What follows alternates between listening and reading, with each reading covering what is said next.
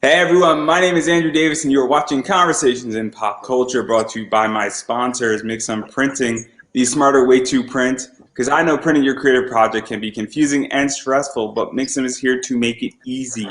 From their instant code calculator to let you get as many codes as you want for free, to their 24-hour customer service support, Mixum is here to make sure your printing experience runs smoothly from start to finish. And right now, you can choose from a range of premium printing options and materials, and the company has also printed many successful Kickstarter campaigns, including the person who's actually started joining me and is actually going to be interviewing me. And they offer services in the United States, Canada, Australia, and the UK, and Mixum can print and reach your audience anywhere in the world. So if you're ready to print smarter, not harder, head over to Mixum.com. And right now, listeners of my show can drop my name, Andrew Davis, in the message tab of a current order to get a 5% discount on their first order. And every percentage point counts when you are funding a Kickstarter, whether you're $100 over, $1,000, or $10,000 over. So again, that is Mixam.com. Again, type my name, Andrew Davis, in the message tab of your current order to receive a 5% discount on your order. And also, I am sponsored by BCW Supplies. So feel free to use Pop Anime Comics to get 10% off your order. Just type in Pop Anime Comics and the coupon code at checkout. You get 10% off your order, and you can keep using that code whenever you order your bags, boards, long boxes, short boxes, you name it, whatever they're selling, you keep using that code. And so without further ado, I'm just going to hand it over to Ben because he's interviewing me, and I don't know what he has in store, so have at it. Well, thank you for having me, Andrew. I want to start this off by saying my experience with Mixam has been fantastic. So I just want to give another shout out to those guys. They did a fantastic job with my comics. They look beautiful. They all came in perfect condition. And I have one to show off right here. It looks amazing. And they did such a beautiful job. And there were some things that I didn't know because this is my first time ever kickstarting a comic or publishing in any capacity. And they made everything real easy to understand. They sent me a couple of emails asking me to clarify some things that I wasn't sure of, I didn't know shit about. And just in general, they're a kick-ass company. I have seen some people who have been complaining in the past about like orders coming in looking a little damaged and stuff like that. I just want to be clear, like as a someone who runs my own business, things go wrong. That's not reflective on the business. If you get repeated problems, then that's something to address. But if you get an individual issue, just talk to the company. So I was just watching a Zenoscope, I guess, live stream, and they were selling some books cheaper called non-returnables, and they came up a little bit dinged and banged, but the entire batch came that way. Right. Sometimes you just have a bad batch that is printed versus a company that messes up. It could just be that for whatever reason, that day, that run or whatever just had a bad batch. It's if you're having the same problem 2, 3, 4 times in a row, and I get it that if you're indie and you just funded and you just had your books, I get that it could be a very frustrating experience because you're working on a budget and you're not a big company that's pulling in $100,000 on every single month on books. So, but sometimes things happen. Yeah, I get the frustration. I definitely do. It happens to me all the time. Where I go to a store, I don't get the experience I'm expecting, and I go, I'm never coming back here again. But after that sober second thought, I think about it, and I'm like, maybe they were just having a bad day. I know how it is, So anyway, I just wanted to say my experience with Mixam was fantastic, and I will continue using them, and I'm going to use them for Apex too, and I'm probably going to use your promo code. I'm not going to lie, because I'm poor. hey, you know what it is? I need the sponsor. Sponsorships are hard to get. And anybody who says the sponsorship is easy is full of it. True enough. So I wanted to start this off by thanking you. You were partly responsible for me becoming a published comic author, and Apex wouldn't exist without your help. And I really appreciate you just taking a chance on somebody you didn't know, just based on, Chuck Pino giving you a text message. So yeah, pretty much.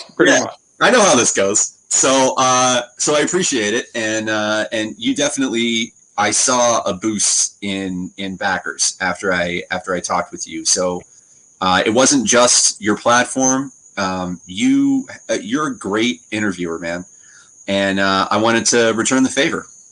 So I don't know how often you get to talk about yourself to your own audience, but I noticed that when we talked in the past that you're far more focused on the person you're talking to than you are on yourself in general. So I wanted to flip the script a little bit and give you a chance before the year's over. Yeah, no. It's super interesting because a lot of the time I'm actually not even speaking to my audience. And there's actually theory behind this. Sure. Where if you like my Facebook page or I'm posting in the group, I already have you in my audience. You're already in my market. When I go on other people's podcasts, I'm looking for people that I don't know because Right. I'm trying to bring people into my tribe.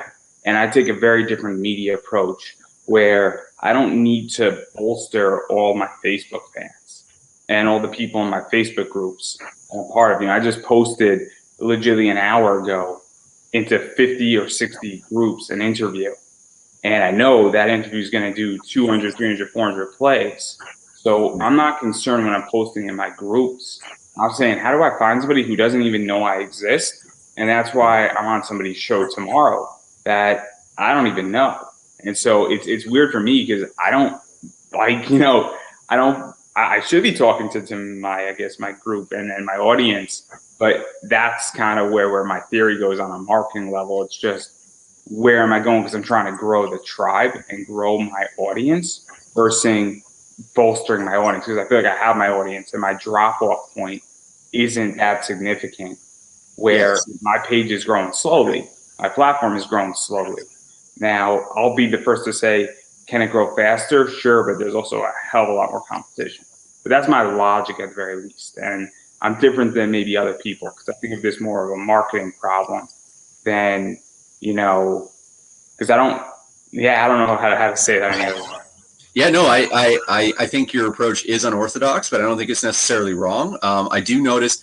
So the lens that I look through a lot of this stuff is as a musician, because that's the thing I have the most experience with in terms of like audience building and like connecting with strangers, is getting on a stage and like making a lot of noise and seeing if people clap when you're done. My experience has been, there's certain people that you want to talk to in each venue that you play, but it's not necessarily the people that you might think. So if someone comes up to me after my set and says, man, that was awesome, like you guys are really amazing, what's the name of your band? I'm polite, I'm congenial, I give them all the information that they want, but I'm not necessarily seeking their opinion or looking to get their interest. The people I want to get are the bartender, the sound guy, the other bands, because they're the circle that I'm going to have to surround myself with. If you go to a show, like as an audience member, all the people there are there to see the bands. The only people that aren't there to see the bands are the people who work there. And the people who work there, they see that shit all day, every day. So they have an opinion. And like when I go up to a bar, there was one time in particular, I played the Bovine. I'll never forget this. The only time I ever played the Bovine, first time I ever played the Bovine. I've only played it twice.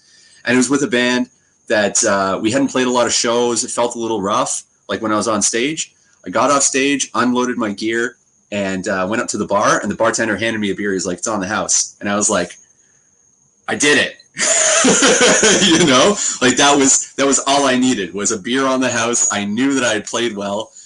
So I think your approach is similar to mine in that regard, where I'm not overly concerned with keeping people interested. I'm more about finding people who might not know about me that are interested and that are engaged in the same material. There's only certain people I need to speak to in reality. So there's certain people who are more than influential, give me a lot of credibility in a lot of spaces. And if you go through my list, I mean, I'm going to be hitting, I think my 400th interview in probably the next 2 months, I think.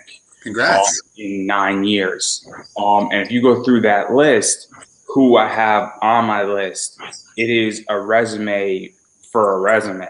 So I drop certain names in wrestling, I instantly get access. I drop certain names in, the comic world, I get access. And while, and I don't know in certain circles that helps, in certain circles it doesn't. But then also I can pick whoever I want to interview too, and I have this ability to find people before they become big. And so I figured out how to balance my entire interview list really, really efficiently. And so that's the other thing too, is that I'm using other people's networks. Yeah. And so I use name recognition to drive traffic. And I've been doing that for a while now. And I mean, That's a really cool idea. Someone should try that. Maybe show up on other people's podcasts and interview them or something like that. Use their networks. It's a good idea. Yeah, right. So I'll explain how this started because it's actually very interesting. Sure. Actually, before we get into that, I have a question for you, because you have probably the broadest knowledge of like nerd and geek stuff of anybody I've met. Like everybody I know has a niche. You know what I mean? Like even me, like I'm a writer, but like I like sci-fi, I like fantasy, I like comics, and I like philosophy. There's a lot of things like biographies and history and stuff like that I don't know. You're like kind of, you got your finger in all the pies. What brought you in here though? What do you mean? Like, what brought you into like interviewing and podcasting and like what? This is a great story. So before all this is that, and I'll go right back to where my core. When I was like 5 or 6, I was an anime guy. Okay. So I was watching a lot of anime. Didn't know what anime was, just watching it. Right. Watching things like Dragon Ball Z, Gundam, and then was reading a lot of manga. You know, as a high schooler, obviously I was a nerd in high school, the outcast. And then, you know, I just got more and more into it. And then I got into comics because right across from the manga aisle in Barnes & Noble was the graphic novel section. So I didn't read comics, I read graphic novels. Right. I didn't know what a comic book was until I was in college, which is, so I knew what comics were. I knew they existed in that format. I didn't know where to buy them or anything like that. I went to Midtown Comics every once in a while, picked up some stuff. It wasn't like a quote unquote collector until I got into college, started getting into a preview list.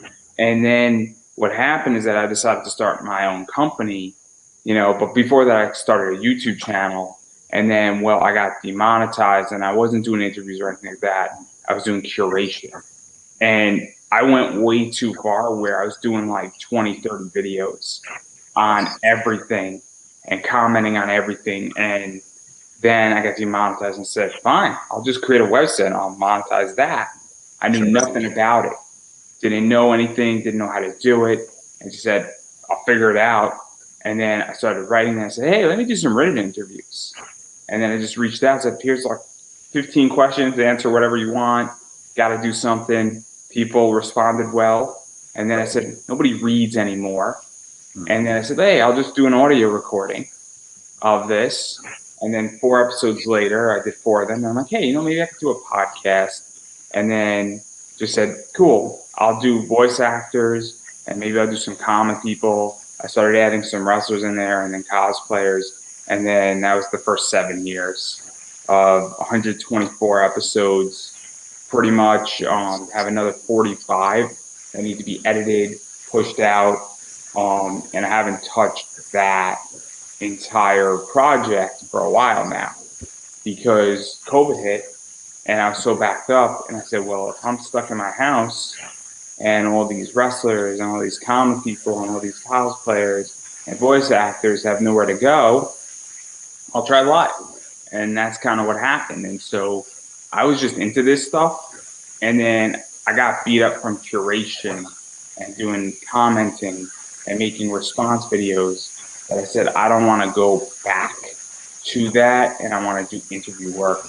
And I happen to know a lot about these topics. Right. So in terms of like the cosplay and wrestling side of things, was that something that was also like deep in your youth? So cosplaying was nothing in my youth. I'm not a cosplayer. It just sort of came into it because I'm like, hey, why not?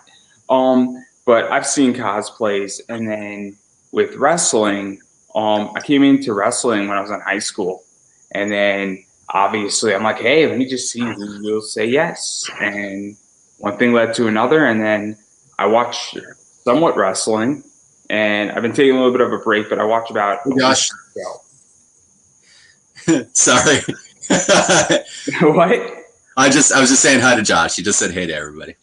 Oh, I didn't even see that. I'm not even paying Yeah. attention. Wow. Yeah. Again, I don't pay attention to the Yeah, comments. totally. It's all good. I'm really, really bad at paying attention to comments. But yeah, no, I mean, I watch wrestling, I watch 1 or 2 shows a week, and Oh, wow. I like it. And yeah, I figured why not? Because if I could speak, to wrestlers, that's kind of why not. And I purposely have built my show because my pre-recorded stuff is the exact same show as the live stuff as far as who I'm interviewing. It's just that there's a little bit of a difference where when I go back to Pop Anime Comics Lounge, it's the idea that that's going to be more mainstream, and I'm going to keep, conversations and pop culture a little bit more indie. And I'm just dividing that. And I'm also going to be dividing with cosplayers where over 100,000 typically followers I want to do on Pop Anime Comics Lounge. And I want to do under 15,000 on conversations in pop culture because they hit different markets and they accomplish different goals. Right. And so obviously, there are 2 different products. Sure. Yeah. Hopefully, that answered the question. Yeah, you did. So, like, what's the difference between mainstream and indie to you? Because I think everybody has a different definition of the difference.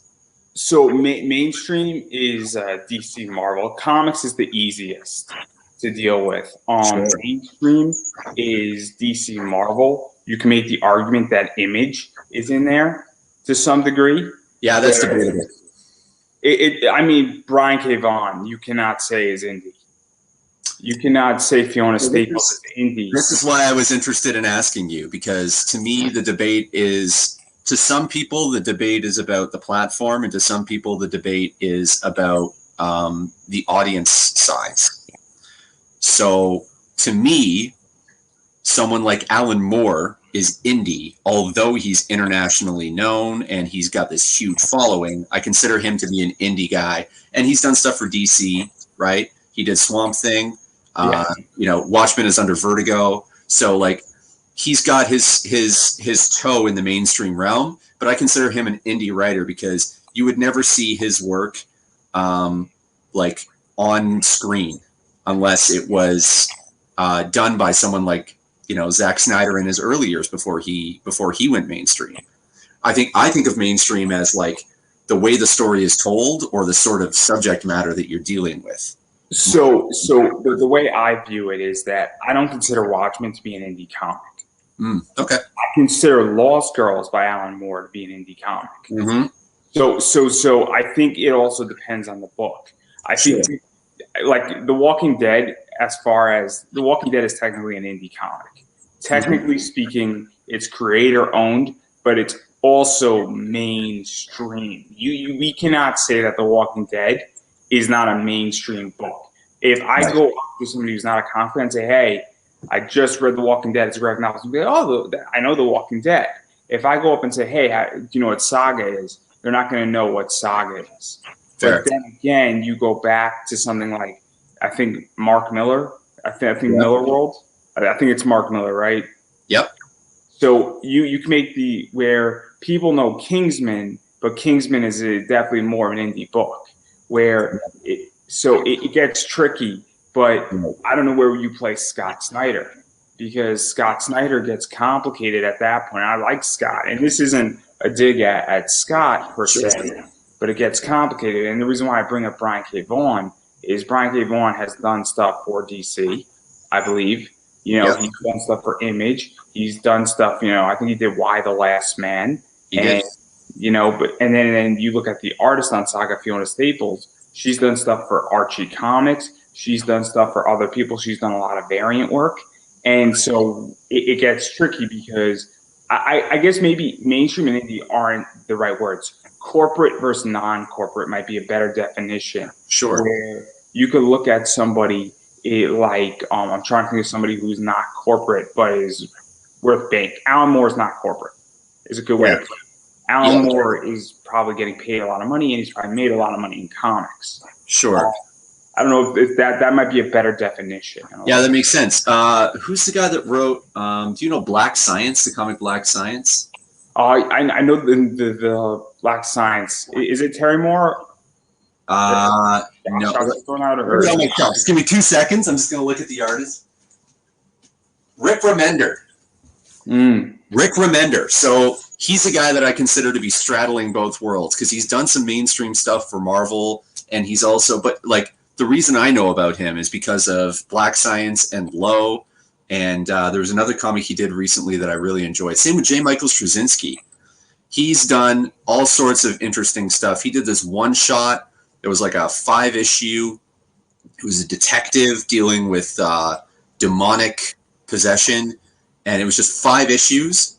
It was beautiful, and that was it. And it was an image comic, but it was very. J. Michael's complicated though, because J. Michael did Sense8, and now you start getting into a whole different thing. And you know, I understand that jump into film, and look, I want people to make as much money as they possibly can, and I don't have a problem with people making money. And I'm going to say it this way, and I don't think it needs to be said, but it's the idea that, you know, just because you're a corporate guy or mainstream or however people want to define it, doesn't mean you're a bad writer or a good writer. It doesn't mean you're right or wrong. Right. It's just that figuring out where people belong in what boxes doesn't mean you can't move out of boxes, and it doesn't mean anything beyond just where you stand as far as your business mindset in comics is, or even if you want to play by your rules or somebody else's. And that's the key. It's the worldview. It's, do you want to work for someone else because it will get you where you want to go, or do you want to get there on your own steam? To me, that determines the difference between mainstream and indie. And I don't think that there's a right and a wrong. I'm definitely a person who's interested in pursuing my own goals and getting there my own way.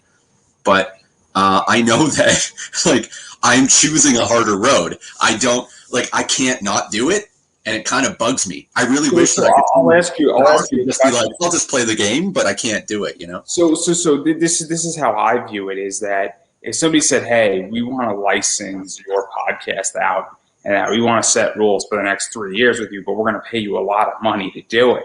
You know, this is where this gets really interesting, because somebody says, "Hey, I want your platform. I'm going to put certain rules, and we're going to have a 3-5 year deal in place." Well, I might take that deal because A, I have bills to pay, and then off of that, you know, if all of a sudden I'm getting paid $1 million, and to run the show costs $200,000 for 5 years, all of a sudden I'm up $800,000, and now I can live off that $800,000. Or what if my show doesn't require all my time, and then I can do a little writing on the side on a whole different thing, or I can do consulting in this space, and then now once that contract's up, I can go in whatever direction I want to go. And this is something that I think people don't understand in comics, is that, and we can make this argument, and I hate to put Scott on blast per se, but I'm using him as a good example. Maybe when he first started writing in comics, he couldn't go out there and take that risk because he had to go and he had a family. And so he needed a paycheck, and maybe he did, you know, worked and got a paycheck and did this for 8 years, built out his name, and then had some money. And then now he's doing his indie stuff now because it's not as much of a risk.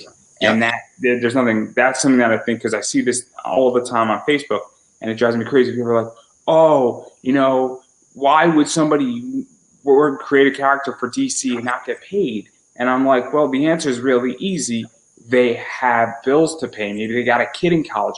Maybe their kid's 10, and in 8 years, they want to send their kid to college because they didn't have the easiest path to go to college, and they don't want their kid to go through what they went through, and they want a better life. And they say, look, I mean, I want to make this work.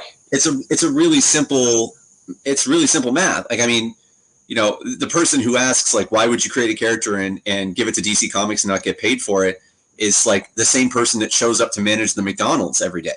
It's like they're doing it for the same reason you're doing what you're doing, which is there's bigger things in the world than your ego, ultimately, right? And like, this is a conversation that Chuck Pino and I have had, because I think there's a barrier between writers and artists when it comes to the comic world that is sort of unspoken. We don't really talk about it. But if a writer wants to get in with one of the big guys, our opportunities are very limited, because to get a script to the level that someone who can actually greenlight is reading it is really difficult. There's all these barriers to entry.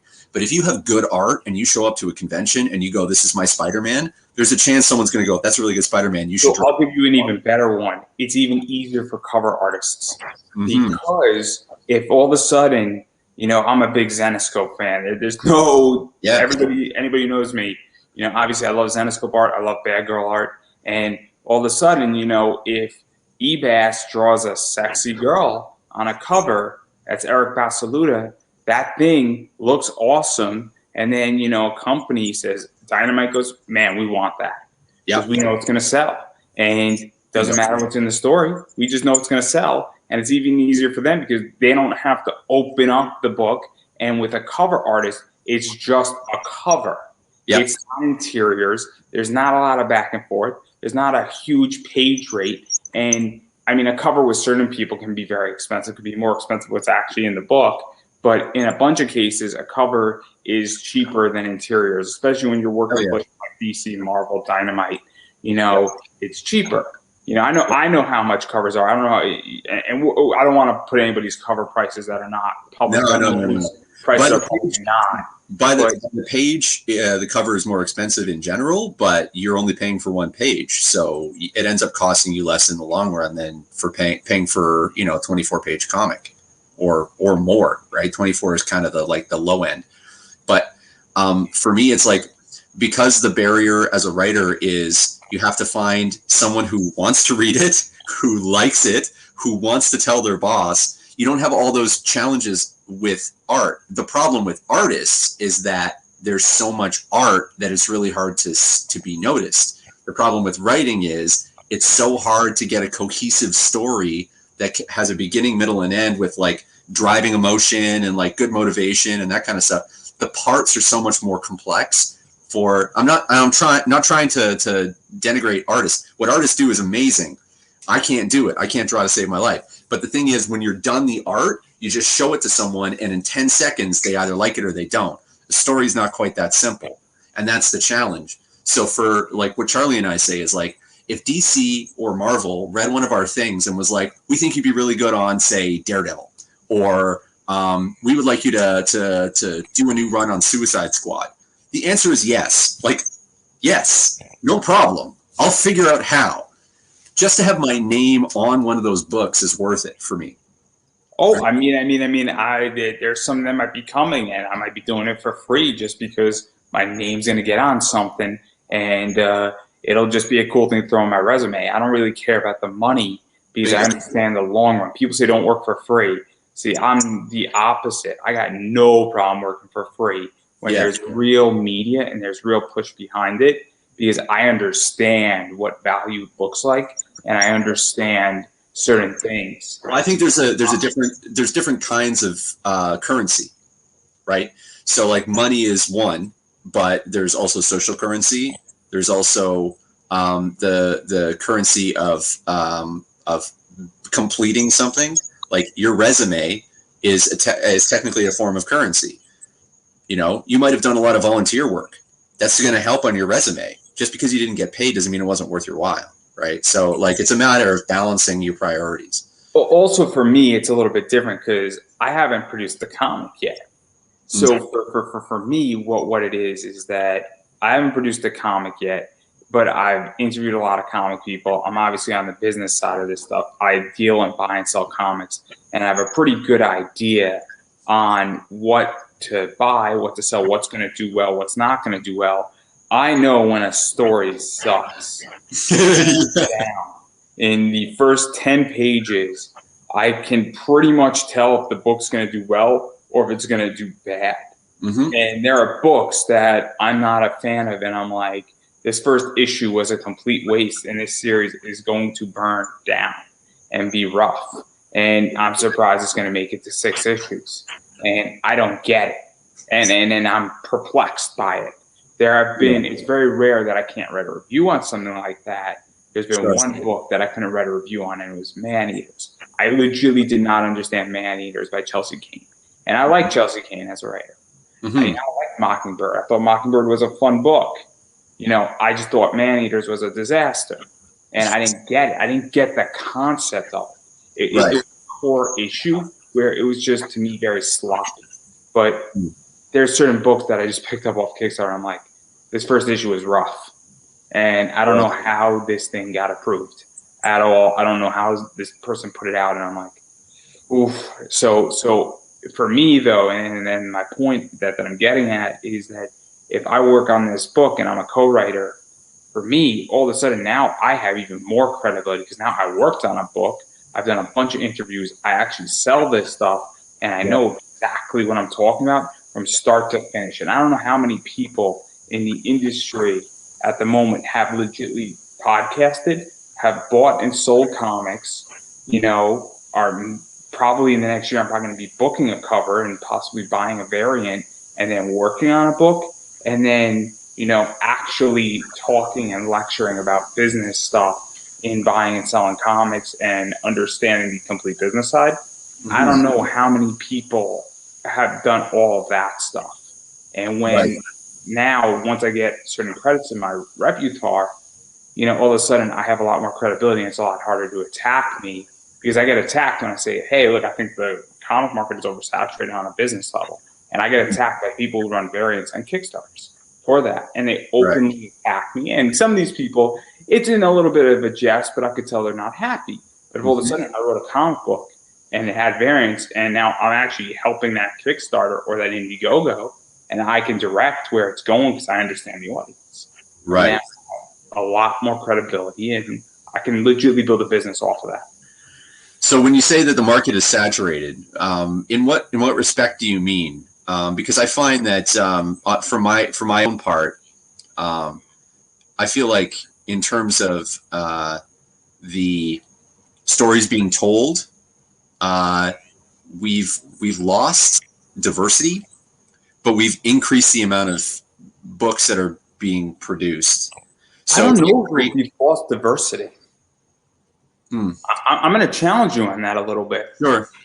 So I think you have to go looking for diversity. I think you have to say, hey, because I have found, and I'm going to be politically incorrect, I have found more, black books. I have found more LGBTQ books. I have found more books where people are writing about who they are from a representation position. Sure. Sorry, I don't mean diversity in that respect. I mean, then I misunderstood completely. Yeah, I mean in terms of the way the story is being told. The stories tend to be very simple in approach. There isn't a lot of complexity or a lot of I like stories where I like the tilt of the head, as I like to put it, which is when I'm reading a book and I read a couple frames, or even a novel where I'm reading a few pages, and then I get to a point where I'm like, what just happened? And then I have to go back and kind of read. I'm like, oh, that's cool. I like that. I don't notice that happening as much. I feel like there's a lot of, I hate to put it this way, and this is nothing against writers who are working on their craft, but I do feel like a lot is spoon-fed now, and people aren't, the passive engagement that has been developed through digitization of the world means that people aren't as committed to finding a good story. They want it handed to them. And it's affecting the craft. It's very, very interesting because I have found a few things that have happened. So obviously, I don't know if I need what the fuck just happened moment, but I need witty writing. That's what I need. So one of my favorite stories is The Court of the Owls run with Scott Snyder and Greg, and I can't say Greg's last name. It just doesn't work, but everyone knows who I'm talking about. Because the way they did that, where the Court of the Owls, sorry to spoil it, they're living in between floors, and that's what owls do. They legitimately kick things out of their nests. Owls are not nice creatures. I'm letting everybody know, and it's so brilliant because they find another bird's nest, and that's what the court did. It's so witty. It's great. That, to me, is not spoon-feeding, and that's a very sort of linear story in a lot of ways, but it's so witty. It is so intellectually done on so many levels.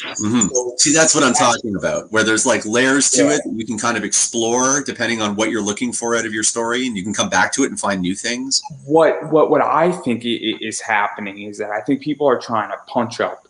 I think people are trying to write and And I think that, people also say, look, how much, like, and I'm going to say something, I'm trying to figure out how to say this because it's actually super interesting for me, is I think people just say, look, is my audience going to keep paying attention? Is my audience going to stick around for 6 issues of a witty story? Because when you're on Kickstarter, and when did Apex, I'm going to prove a point. I'm going to make it sort of a little bit at your expense, but I think it's going to prove a point. No problem. I have thick skin. I'm down with it. When did Apex 1 come out? Because I have a copy, but it's filed downstairs in my I'm going to go get it, but I'm lazy. Yeah, no problem. It funded in May, and everybody had their rewards by August. So you I think you know where I'm going to go with this. Is that when's Apex 2 going to be on Kickstarter again? When the art is done. But you know where I'm going with this, where it's going to be sometime in 2022, right? Yeah, definitely. So I'm not beating you up on this, but it's the idea that when you're writing something on Kickstarter, you almost have to keep it simple so that people can jump in when you're in between, because I don't know how many people can run a Kickstarter every 3 months. And I know people try, but it is hard to run a Kickstarter. It is hard to run 4 Kickstarters a year. And people who do it, it's intense to do that. And so that's the problem, I feel, why things have to be less witty.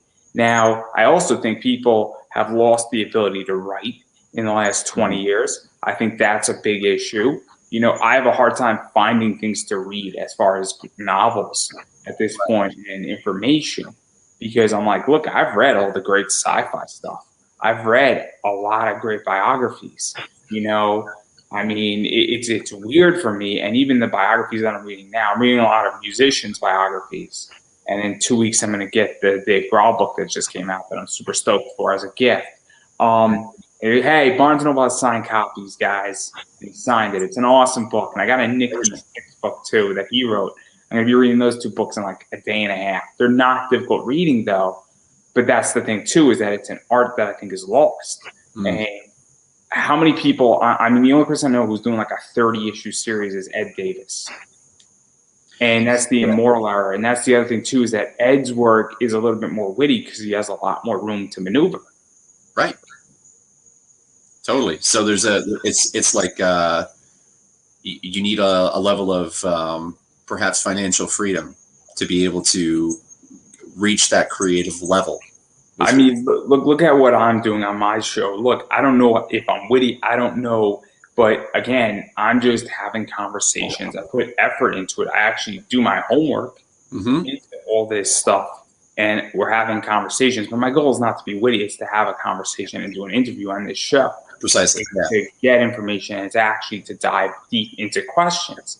And I throw softball things, but I also don't let other things go.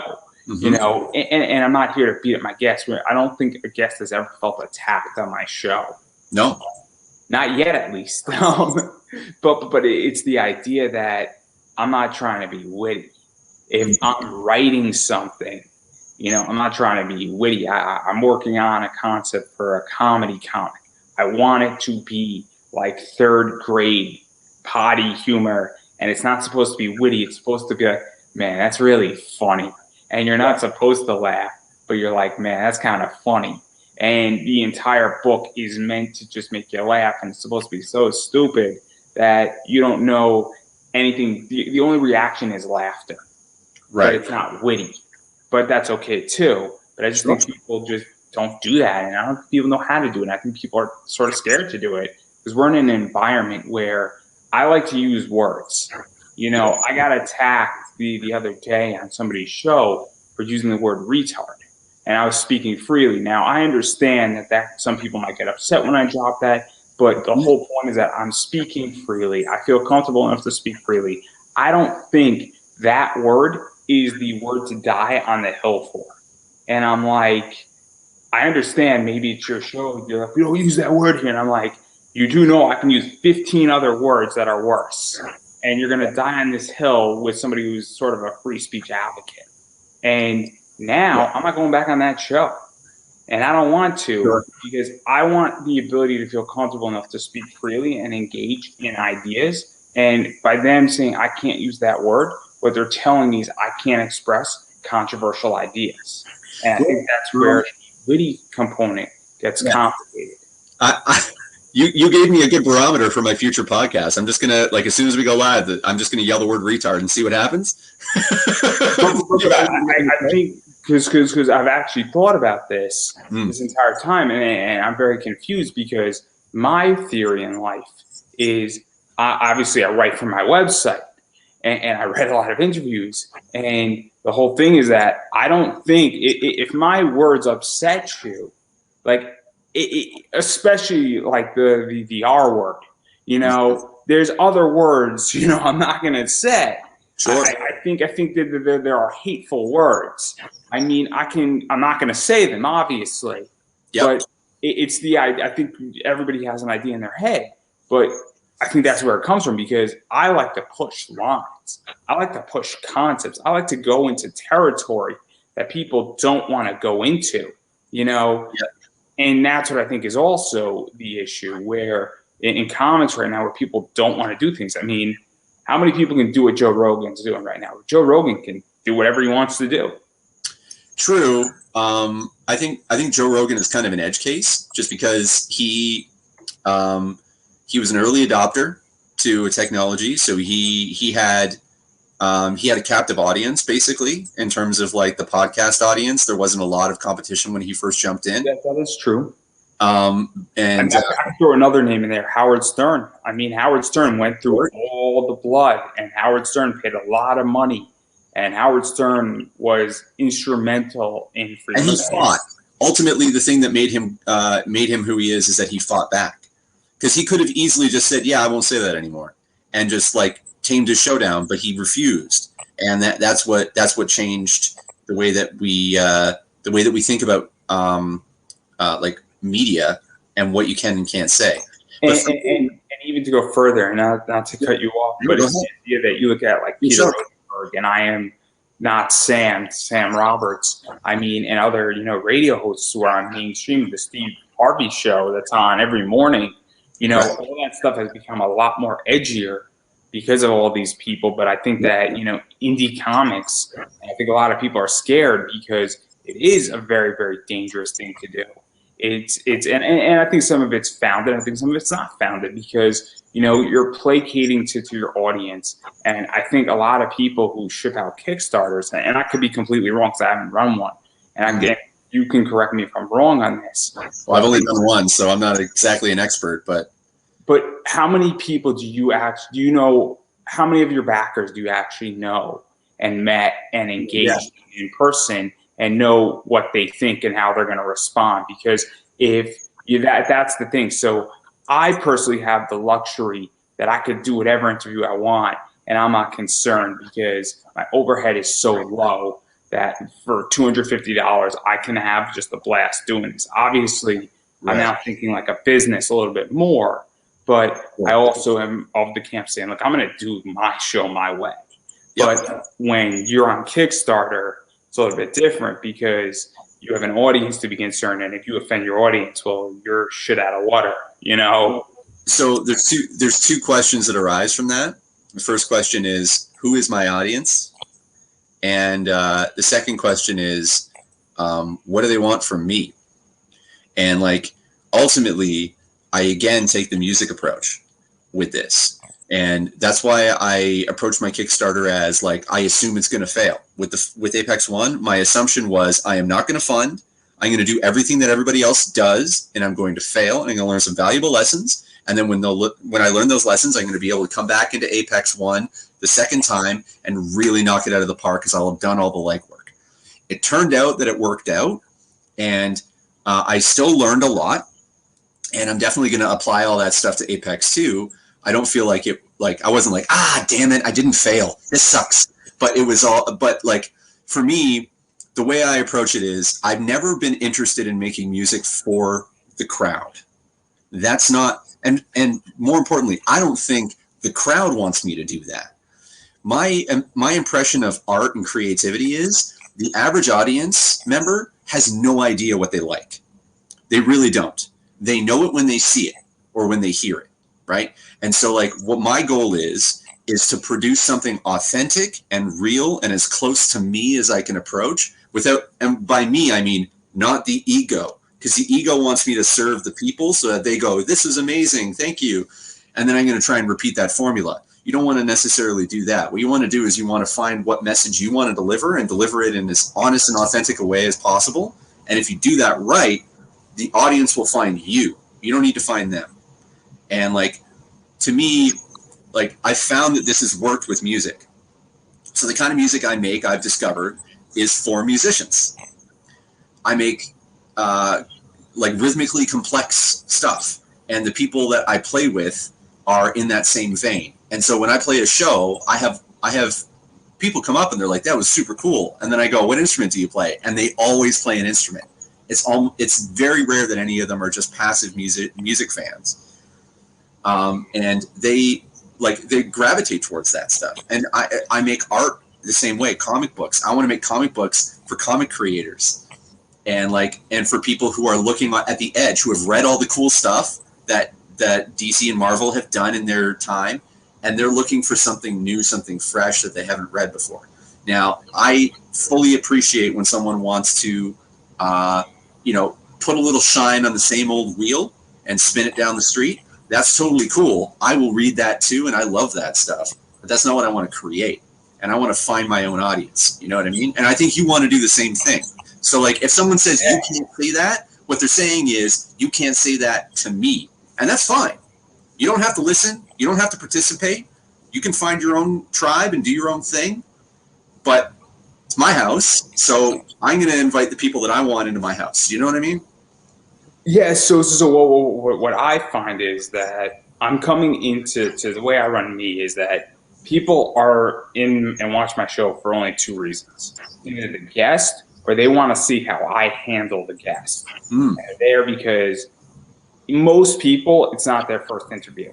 It's very rare that it's somebody's first interview, but it's happened. I mean, I've had people who haven't done an interview in 5 years doing it, and a bunch of people watched it. They're like, oh man, this person hasn't been 5 years. How did you do this? And people ask me questions. And depending on who asks me a question and how they ask, I answer or I don't. I'm very, very open about that because it's also about intent.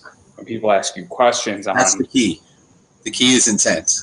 You can tell when someone's setting a trap for you, you know?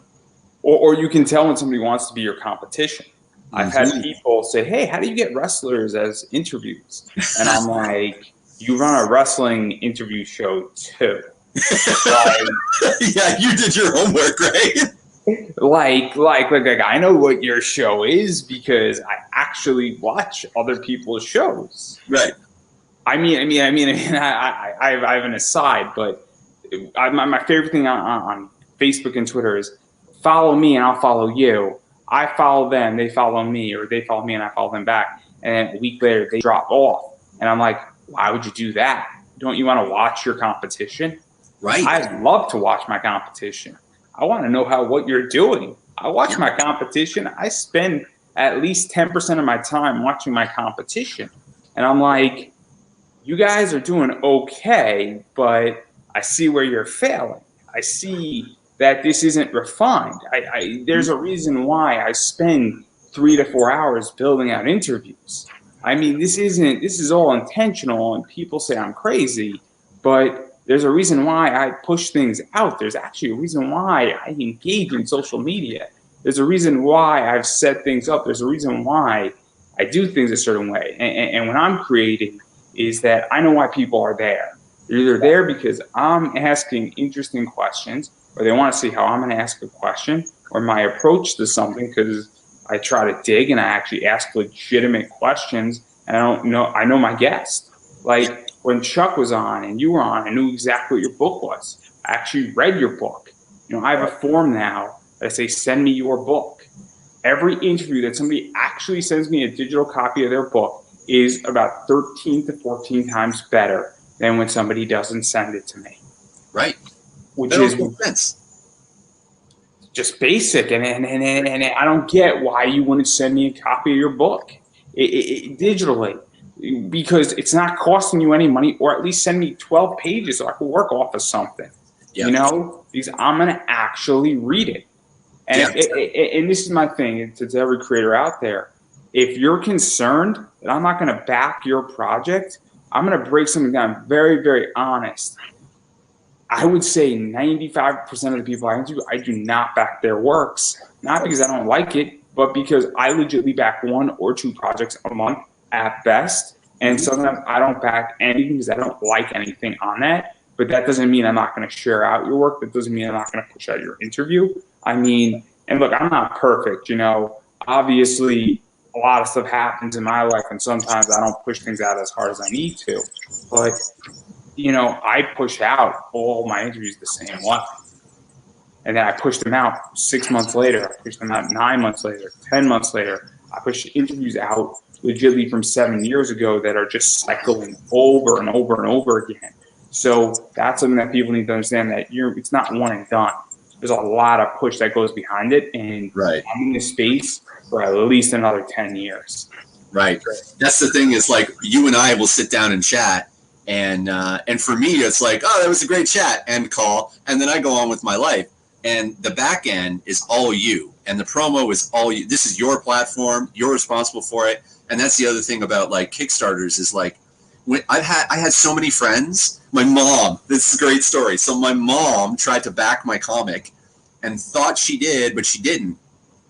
And when it came to the end of it and I was looking through my backer list, I texted my mom. I was like, hey, I just noticed you're not on the backer list. Were you able to back my comic? And she goes, no, I'm so sorry. I totally couldn't figure it out. And then it slipped my mind. And I'm like, I feel like such a bad person. I was like, it's fine. You're getting a copy anyway. Like, at the very least, everyone else who gets a copy, you're responsible for that, Mom, because I'm here because of you. So like, I don't need your money. It's not about that. It's just more like for me, it's, I want to support the things that I can support, not necessarily all the things that I think deserve it. Do you know what I mean? So I'm interested in that too, because I have back projects that I didn't really think they were that good. But I like the person. I'm like, hey, look, because the statement is, and this was, I think, one of the stupidest statements that came out on Facebook, and is that, you know, people always say support indie, should support indie. And I saw that all throughout 2020 and a good part of 2021. And then I saw by a bunch of people, and I was a little puzzled by this because I thought it was a bad business decision collectively. You know, you could think what you want, but I think, and they said, oh, I only support what I like. And that's fine to say privately.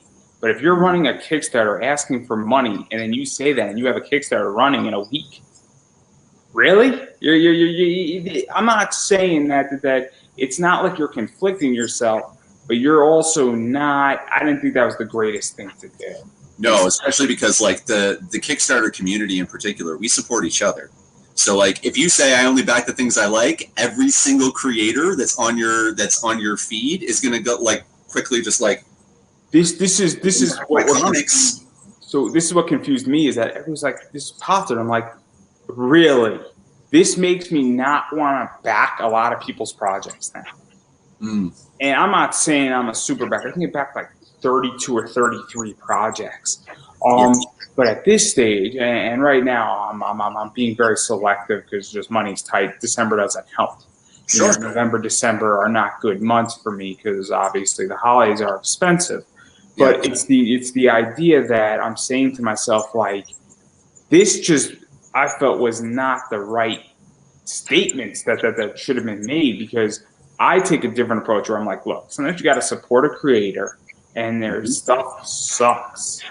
You know, no offense to anybody out there, but your first book statistically is going to suck. Listen, man, there's a reason why you have to mine for gold, right? There's a reason why the mountains aren't made of gold. It's like the rare shit is the stuff you want. The valuable stuff is the stuff that's hard to find. So like, most books are shit. Most art is shit. Most music is basically just noise, you know? So it's the idea. Night, Josh, by the way. But I thought he interviewed you first, so that's a different discussion. You guys all helped. No. I thought you interviewed him before me. So. I did last week or 2 weeks ago. Oh, you did. Yeah, 2 weeks ago. Yeah, I did Josh. I've done James Sims and Katrina Rowitz. I've done you, and I have Chuck in 2 weeks. Because he just said, Ben, can't wait for your show. You're going to be great. So I'm starting my own podcast in the new year. You're going on his show, is what he was referring to. I'm starting my own podcast in the new year. It's not going to be an interview thing. I'm not stepping on your toes. I'm not going to the comments. That's not what I'm saying. What I'm saying is that there was 10 different ways I could have read that comment. Right, totally, yeah. And I was reading it, like, saying to myself, I thought he interviewed you before me. And I'm like, wait, what's going on here? Are you going? Is he getting you on his show? Like I was so confused. Such an aside. And sorry, everybody. I wanted to clarify the point. It just came across my desk, and I'm like, oh, it's that's why. Because if you read that thing, I'll throw it up. Why I got confused, everybody. See, Ben, can't wait for your show. You're going to be great. See how that could be interpreted in like 3 different ways? Oh, yeah, totally. Yeah. Interpret them in all the ways. It's fine. but I totally just got completely sidetracked. We were talking about how most artists ship. Yeah. Because this is how I feel, is that sometimes I say to myself, look, somebody just needs a leg up. They need to have a book, get in the door, understand something, and then maybe this idea is just a bad idea. There's nothing wrong with that. You know how many bad ideas I've had? You know, just as a person, and tried, and it didn't work. Yeah. And then I've had a bunch of good ideas too. I used to lecture at anime cons and do a lot of presentations. I did about 50 of them. And when I'm coming up with a concept, I just throw essentially darts at a wall, metaphorically. Sure. But it's this idea that I'm just throwing out ideas like, hey, what if this idea works? What if this idea works? What if this idea works? You know, I'm working on, I have a panel talking. I'll give a great example. So I'm a big Osamu Tezuka fan, who's the godfather of anime. Mm-hmm. I build out the entire presentation, and then, I was just brainstorming a title, and I threw out 3 or 4 titles, and then the title, finally came, The Godfather of Anime, Osamu Tezuka. And that's catchy because everybody knows the Godfather. And it just came 3, 4, 5, and when I said it, it instantly clicked. But that's just a simple idea that sometimes your first idea was Osamu Tezuka, the mastermind behind anime, or Osamu Tezuka, the Godfather of anime, versus the Godfather of anime, Osamu Tezuka. It has a different ringtone to it that catches people's eyes at a con. Because you're like, another Godfather, and then I have a picture that opens up that thing with Tezuka with like the Godfather logo of like holding like the puppet thingies. Right. So the whole thing is that, but I go back at Kickstarter sometimes because I'm like, hey, look, this book is going to be okay, but these people need that boost, and they need to be funded to get to the next stage. And that's why that statement irks me, because, look, not every interview I've done is great. We go back to my other show, my first 50 were rough. No question about it. You look at my first live interview, that thing was rough too. I'm not going to pretend here that thing was pleasant. It took me a while to get comfortable in live. I mean, my positioning when I went into live was a lot easier because I was already doing interview stuff, but it took a long time even for that. Maybe it took like 15 episodes for me to feel comfortable on a live interview. Oh, so, dude, you're speaking my language. Like, my first show, my first live performance as a drummer ever was at the Elma Combo here in Toronto, which is a legendary venue. The Rolling Stones used to play there. It was like a big deal for me to be able to play the Elmo. I showed up, bands are playing, I'm getting my gear ready because we're about to go on stage, and I look on stage and I go, oh, where's the snare drum? And the rest of my band looks at me and goes, you didn't bring the snare drum? I was like, no, I didn't know that's supposed to be part of it. And they were like, of course it is. And I was like, well, it's not an of course. It's my first time. I don't know. And they were like, well, if you don't have a snare, like, what are you going to do? And I was like, I don't know. What are we going to do? And the lead singer looked at me and was like, show must go on. I was like, you're right. So I got on stage and I played without probably the most important drum in the entire kit. And I figured it out. And I got off stage and I'm going outside to have a stress cigarette because I used to smoke at the time. And like, I'm on my way out the door, and this guy grabs my shoulder. He's like, "Hey man, I really dig your sound, really tribal. Like it's just all in the toms and stuff. That was super cool." And I was like, "Thanks, dude." And I kind of realized like, you might perceive something as a complete fuck up, but other people will see it as amazing. But the opposite is also true. Sometimes you'll think I completely nailed it, and everybody is looking at you like, you think so? Like, I don't know, man. It's true. I mean, we can make the argument that my Wednesday was completely nailed, but Wednesday had nothing to do with just this past Wednesday. Because sometimes you also just get lucky. Yeah. Like, I'm in a really interesting place with an interview right now that I did on Wednesday. Cool. Who was it with? If you don't mind me asking, I don't want to ruin anything, but what? I'm sorry. What are you saying? I don't want to ruin anything. If you have secrets that you don't want to reveal. No. It's not a secret. So it's out. It's already out, and it was live. Oh, okay. Claudia Iannicello or Shelio? Yeah. So for those who don't know, she did a Cowboy Bebop cover, and Cowboy Bebop's in the news because season 1 just got canceled. Mm-hmm. So from a marketing standpoint, that I didn't know anything about Cowboy Bebop getting canceled. I was just like, hey, the comic just came out on Wednesday. That's why I set it up, because there's going to be media in it anyway. Sure. But now I'm in a really cool position because I just posted in about 70 groups, bummed out about Cowboy Bebop being canceled. Check out my interview that I just did with this person who does a cover for it, and I just got lucky. So that also happens too, where sometimes you just get lucky. But I also position things. My Ian Flynn interview was on the 30th anniversary of Sonic the Hedgehog. That was intentional. Wow. So there's rationale behind doing things, and I understand how to do things, but sometimes you just get lucky because something happens and you're in the right place at the right time.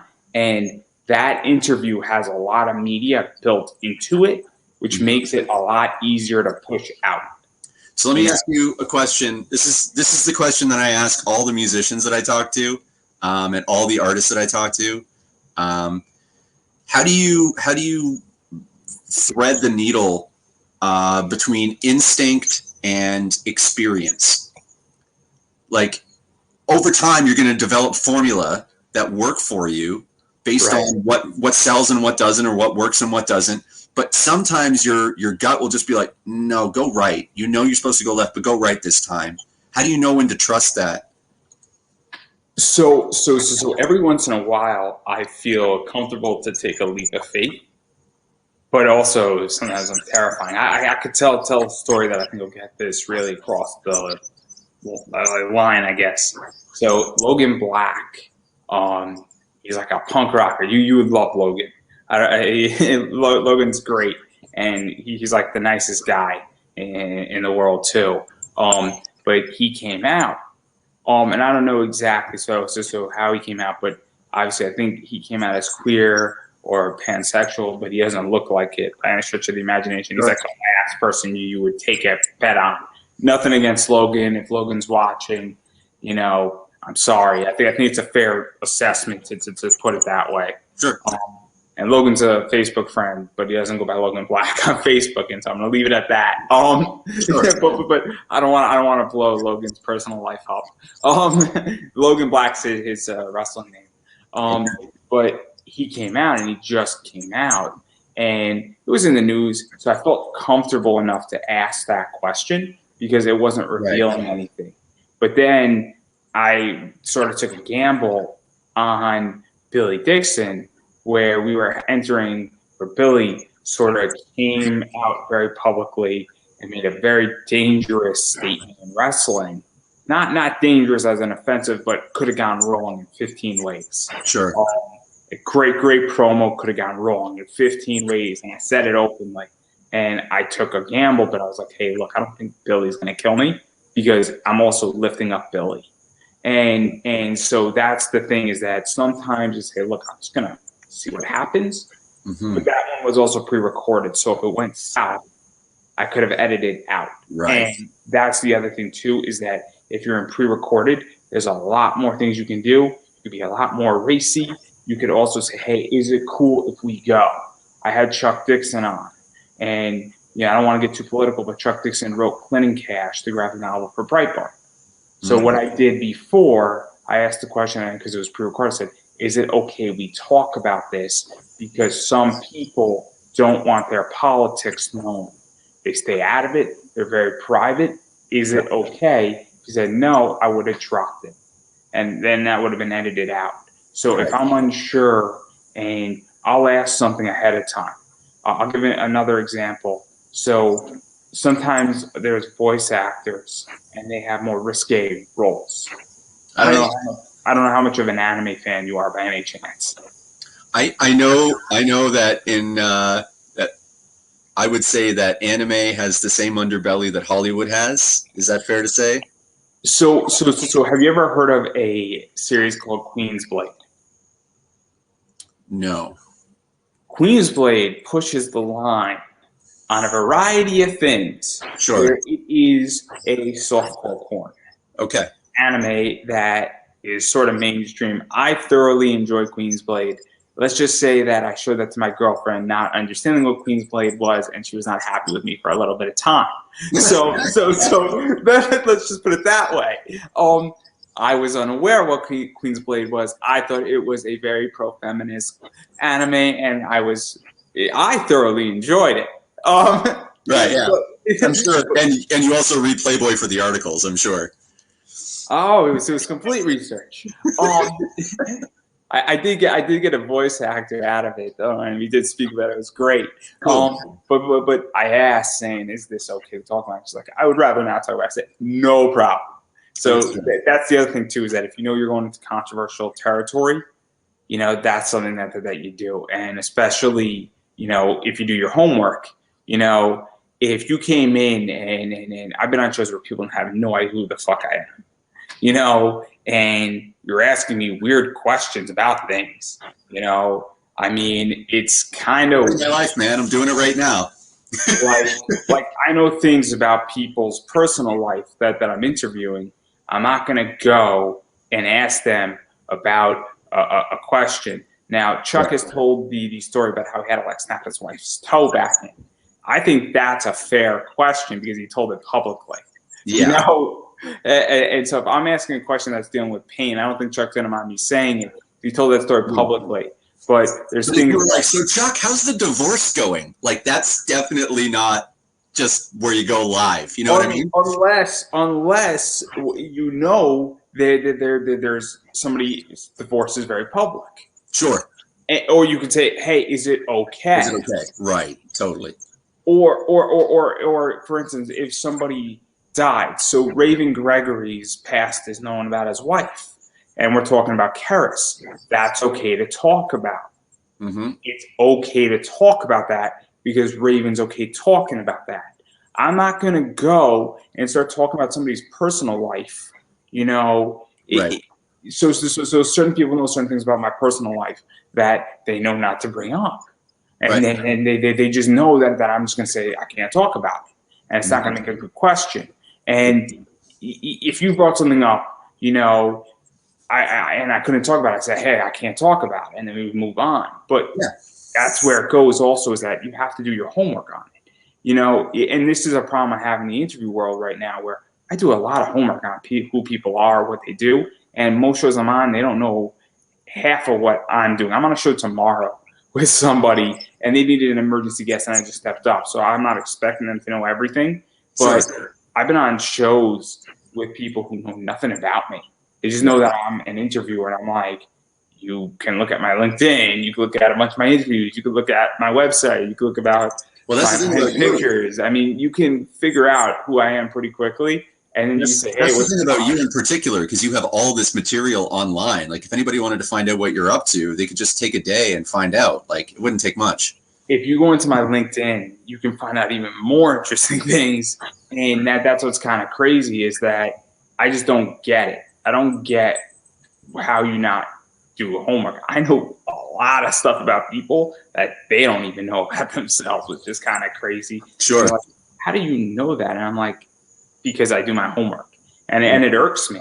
It irks me extensively when I'm on people's shows and I'm like, you should know who I am. You should know who I am to a core.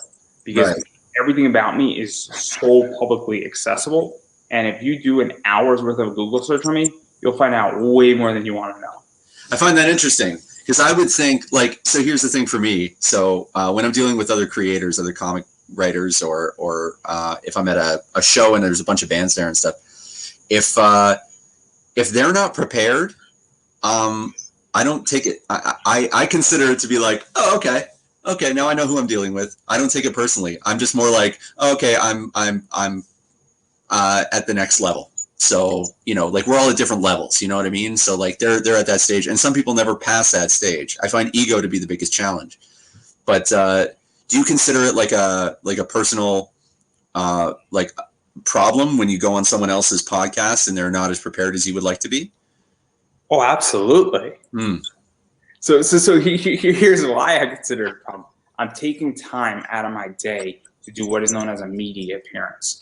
I'm not on somebody's show for the sake of having a good time. This is a business position because, and I also take it when they don't share it out. I take it personal because, I was just on Josh's show. I shared that's being shared out all the way till June every 2 weeks. Like at random times, because I can schedule my social media that far out on Twitter. Right. And so I am a very active individual who actually shares out and understands content. And, I'm doing this as a media appearance, and I appreciate when somebody even shares it out once, or actually makes graphics for it, or actually puts effort, or says, I have an idea of who you are, or actually has some formulation of questions. Now, because I'm doing media, that's what it is. I'm spending an hour, 2 hours, 3 hours with people, and I don't mind doing it. And I understand everybody's at different levels. I've been on people who needed somebody like me to come on their show and needed somebody like me to push it, and it was like their first interview. I've been at a bunch of people's first interviews, and I'm not treating them the same way. I'm also not worried that you didn't write up a bunch of questions and know who I am exactly to the T either. But where I get annoyed is that but you should know who I am to some degree. Yeah, well, I know what you do, right? Like, I watch at least part of most of your interviews just to get a sense of the person you're talking to, and like, I think you're an incredible interviewer. Like, you do a great job of kind of like cracking people open so we can see what's inside. Do you know what I mean? Like, that's a rare trait. So, I don't know if you've seen Full Metal Alchemist, but there's a scene with gluttony. I'm going to give a description and like a portal opens and it's like teeth inside and it just like opens up his stomach and it's like and you can like eat people whole. It's like that's what I like to do, get the inside. So it's a really bad analogy. That's my stomach after I get high. It's just a portal with teeth in it. It's just like eats everything in the world. But I guess you notice I'm not expecting somebody to go crack me open, but I'm expecting somebody to. So if I go on somebody's show to talk about comic book investing, you got to know terminology. You got to know. Yeah, okay. I get what you're saying. What I do, what I buy, what I don't buy. You don't actually have to know what I buy, what I don't buy, but you have to say, okay, what is your plan? What are you doing? How do you find deals? And you can't just be asking me those 4 questions. You got to say, okay, in my local comic shop, I go to my local comic shop and it's New Wednesday. What time should I get there? And then you start really going into the questions. Or how do you find value? Or do you view it as store value? Or do you view it this way? And there's a million intellectual questions. And I've been on investing shows and they don't know how to ask any of this. I've been on shows where they don't know what a dividend aristocrat is. And look, I'm not saying I know everything about investing, and I'm not a certified financial advisor or anything of that nature. But, if you don't know basic terminology and you don't know the strategy, and then I explain my strategy to people, and I got no problem telling people what I'm doing with my comic stuff. It's because it's simple and it's not proprietary. But then they're like, oh man, I never thought of that. And I'm like, but you're an investing show. Like I'm not getting it. Like something's not adding up where you didn't even do homework and saying, hey, let me ask a bunch of questions about this. But then again, I've been just on shows talking about video games because, again, the way I view things is that I'll talk about a ridiculous video game based on an anime or a comic book, because that's also just a media appearance, and now I'm in a different market. So, but it's media for me. This is a media play. So when I'm on shows, it's media. When I'm on my show, it's media. This Right. is a business for me. Every interview that I do, whether I'm being interviewed or somebody's interviewing me, is worth money to me. I see. I see. So on that note, so you do the like you're part of the comic market in a way that I as a creator am not. Like in a few ways. yeah, like I buy comics, but it's mostly to read, and then I give them to my friends, and I'm like, don't give them back. I don't really care. You know what I mean? Like I'm not attached to them in the. You're not buying variants. Right. So I'm curious, what are the, like, in terms of the parameters that you look for out of a marketable comic, something that you can buy that you know is going to retain value? Where does the cover sit? Where does the story sit? Where do the artists, like the names attached to it? Like, what's the order of like priority for you? So I'm going to divide it into two charts. Okay. The first chart's easy. We all have personal books that we just love. Yep. Not for sale. Right. I just bought an eBass book. That's a Christmas girl in a bikini / bra that is just smoking hot. And then it's a $20 book, and I know the book's going to be worth $60 to $80 in the next year and a half. I'm not selling that because that book is awesome. Right. I'm probably going to go get it graded because I actually think it's one of the eBass's best covers ever. And it's winter, and it's just it's like girls skiing in bikinis. Is how I describe that cover. And she has a candy cane in her mouth. It's pricelessly well done, eBass. I might take a break. Do you want to just like take a break? We can come back later. No. Exactly. When I saw that cover, I was like, oh man, I'm gonna just go into debt for this cover. So, it was only $20 though, so it's not that expensive. Sure. I could have bought a second one, but money's tight right now, and I'm just happy that I could afford one. But I know that book's valuable, and if I was to be an investor, I'm like, look, this is an artist who is really, really good at his job. He has a lot of name recognition. It's a desirable cover. It is sexy. It is fun. It is holiday themed, but everybody loves a girl skiing in pretty much a bikini for the most part. Women and men like that in a lot of ways. And you'd be surprised. A lot of women buy that cover too. Yeah, totally. I don't, and I'm not, hey, more the merrier. So, and then on top of that, it's limited to 350 copies. So that's the other thing is that, and that's just one parameter where I don't know what the story is on that book. It's irrelevant at that point because I'm not buying it for the story. I'm buying it because the artwork is limited. It's got name recognition. It is bad girl art. It is obviously winter holiday, and it's a fun cover. It says fun. It doesn't say dark. It says enjoyable. It says, smile on your face is what it's meant to do. Right. So that's one version of this, and I buy a lot of those books because you throw that book up on eBay, somebody says, I want it. Right. It's an instant grab. And what they want is that they want it in mint condition. Mm-hmm. That's what they want. They want the image, and they want it in mint condition.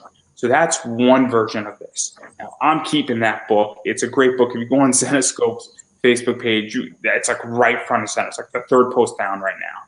And once everybody sees this after this interview, or in a few days when I start sharing this out, they're going to completely get it. In fact, I'll probably put it up on my Facebook page and tag you and be like, this is the book we were talking about.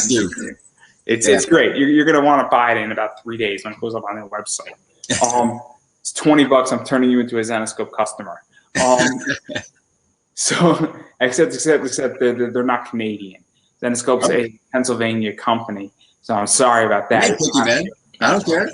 Hey, most of the good shit I've read has been American, so like it's mostly the Canadians that suck. It's not about America. Hey! You guys got Sun Kumanaki and Dalmatique, so hey man, we got a lot of cool shit. It's just like it's a little more rare.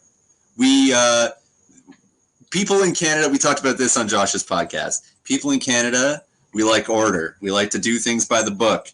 People like myself, we're like the weirdos. People don't know what to do with us here in Canada.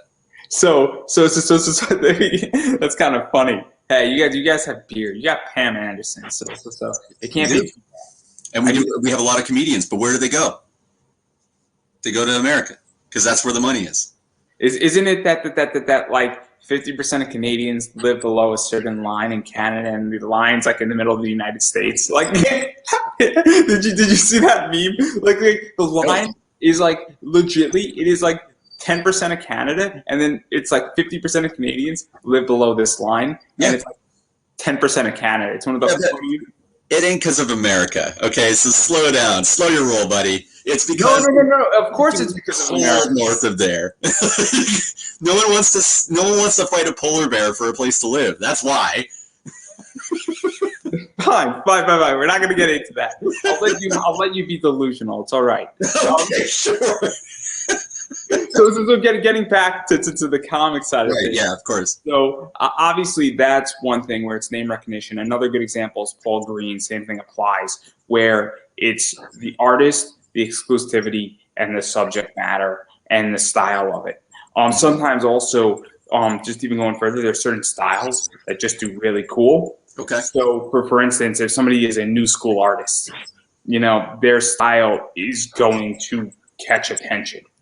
Jason Carty is like that, where those books are done very much new school style, and very few people do new school, so people are drawn to a particular art style. And how would you describe new school? What? How would you describe new school? New school is it's you know who Steph Wilson is, right? Yeah, I do. Yeah, that's new school. Okay. Just because it's over exaggerated features. Right.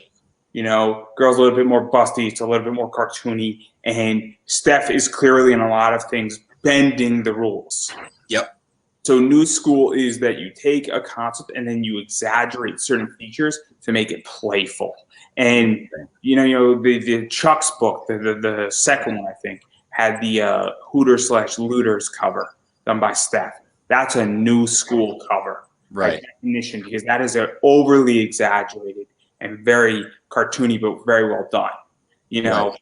That's a new school book, and that catches attention. So it's the style, because that style isn't done all that much. So that's another feature where when you have different styles or you have different mediums, Crystal Lar is a good example of this too, where it's mixed medium, and it looks like the thing's done in Copic marker, and it's not. And so Crystal Lar is from Canada. She's from Canada. And obviously it's done very much Copic marker. And then I'm like, oh man, I haven't seen anything like that before. So for me, that's another thing. And then that also affects it. But then you get into other things where you have all of a sudden somebody dies randomly in comics. So let's say that, I'll give an example. I don't want to put person X, right? A new character's on fire, right? Right. Character's been around for 2 years. Marvel says we're making a movie of this character because we've sold out of this thing, and then we did it again and sold out again, and now we're on our 35th print. And before that even hits stores, we need to now print a 36th print of this thing. We're making a movie, and then 3 years into that person's career after they create that character, they die like that. Out of nowhere, they get hit by a bus, right?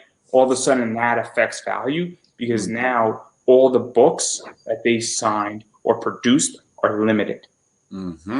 So that's another thing too that affects things. So when you're looking for stuff, you might say, okay, who's with us, who's not with us, who passed away, who's getting hot in this industry? Did a crisis happen? A good example of this is Warren Ellis. Warren Ellis just had his big issue. And I would imagine, I don't have any speculation on Warren Ellis, so I could speak freely on this because I don't know either way, but his issue definitely affected the value of his comics. Yeah. Whether they went up or down, I don't know. That's a fair discussion because sometimes when there's a scandal, things go up. EVS is a good example of this. EVS is very controversial, so that means that sometimes his stuff goes up. I mean, controversy creates cash. So that's something to pay attention as well, is that when people do certain actions, it can have an interesting effect whether you agree with their actions or not. So it's very much like a stock market sort of situation where like you follow trends and then you see what's hot and what's fading, and you try and kind of like it's the market. Interesting because it's also cyclical. I think that's the word, where it's a cycle. So for instance, Spider-Man just came out. Spider-Man books are hot. Right. It's crystal clear Spider-Man books are hot. When Into the Spider-Verse 2 comes out, Ultimate Fallout 4 is going to get hot again. Mm-hmm. Ultimate Fallout 4 is a good book to always have because it's always a stable book where it's always trending. It tends to trend up and then it falls and trends up and then it falls. But it's always moving mostly in one direction because you have a key character that is a generational character. You also have Sony that now is shifting because every time a new PS4, 5, 7 comes out, there's always a Spider-Man edition with the game. And I think this round they did Miles in the game. Yeah, they did. That affects the book. And Ultimate Fallout 4 is when Miles came in. So that's another factor where you have companies that definitely prop up things. I'll give a great example of this. So I collect Pop Funkos. And when the Venom movie, There Will Be Carnage, came out, I sold my Carnage Pop Funko for $15 more for New York Comic Con than when the trailer dropped the next day, or right after the trailer dropped, because there was a premium for it. And then, that affected the value, and then it fell back down to 50. And I was trying to sell when the movie came out, but it didn't do so well, which is fine. But it's still like a $50 pop, and I paid $15 for it. So, and I've sold Carnage books during that time, and then I've resold them again when the movie came out because people wanted it. So the difference between, I guess, comic book investing and stock market investing is that you can predict certain things. So if I know a movie is coming out dealing with Superman and it's a key issue, like there's an issue of Action Comics where the president is black and he's the black Superman. That issue in Action that has no major effect on the story because it's sort of like a one-shot is going to be worth more when Black Superman comes out, that movie. Because it's the appearance of a black Superman. Right.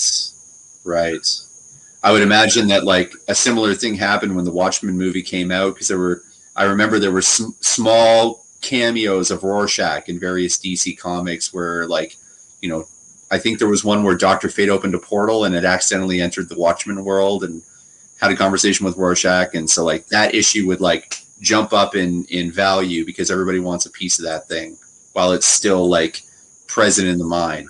It's the same thing with Sin City and Hellboy. First appearance of Hellboy was in Sin City on the wall in an ad. Yeah. So now Sin City obviously has value by itself, but it has additional value because when the Hellboy movie came out and all the Hellboy stuff comes out, there you go. And so now the first appearance of Hellboy is in another comic, and that book has another added value. Now, what gets more fun with all this is when you get into grading. That's when you go get a book CGC encapsulated and it becomes airtight, and you get a grade from pretty much NA or not gradable to 10. And it goes up in certain increments. So depending on the grade, it's worth more. Depending on if it's signed, it's worth more. Depending on who it's signed by, it's worth more. Depending on the variant cover of what's graded. And now I deal with all of that stuff. So if I have a 9.8, a 9.8 will be worth more money than a 9.6. The question becomes that how much more money? It could be $10, it could be $100, it could be $10,000.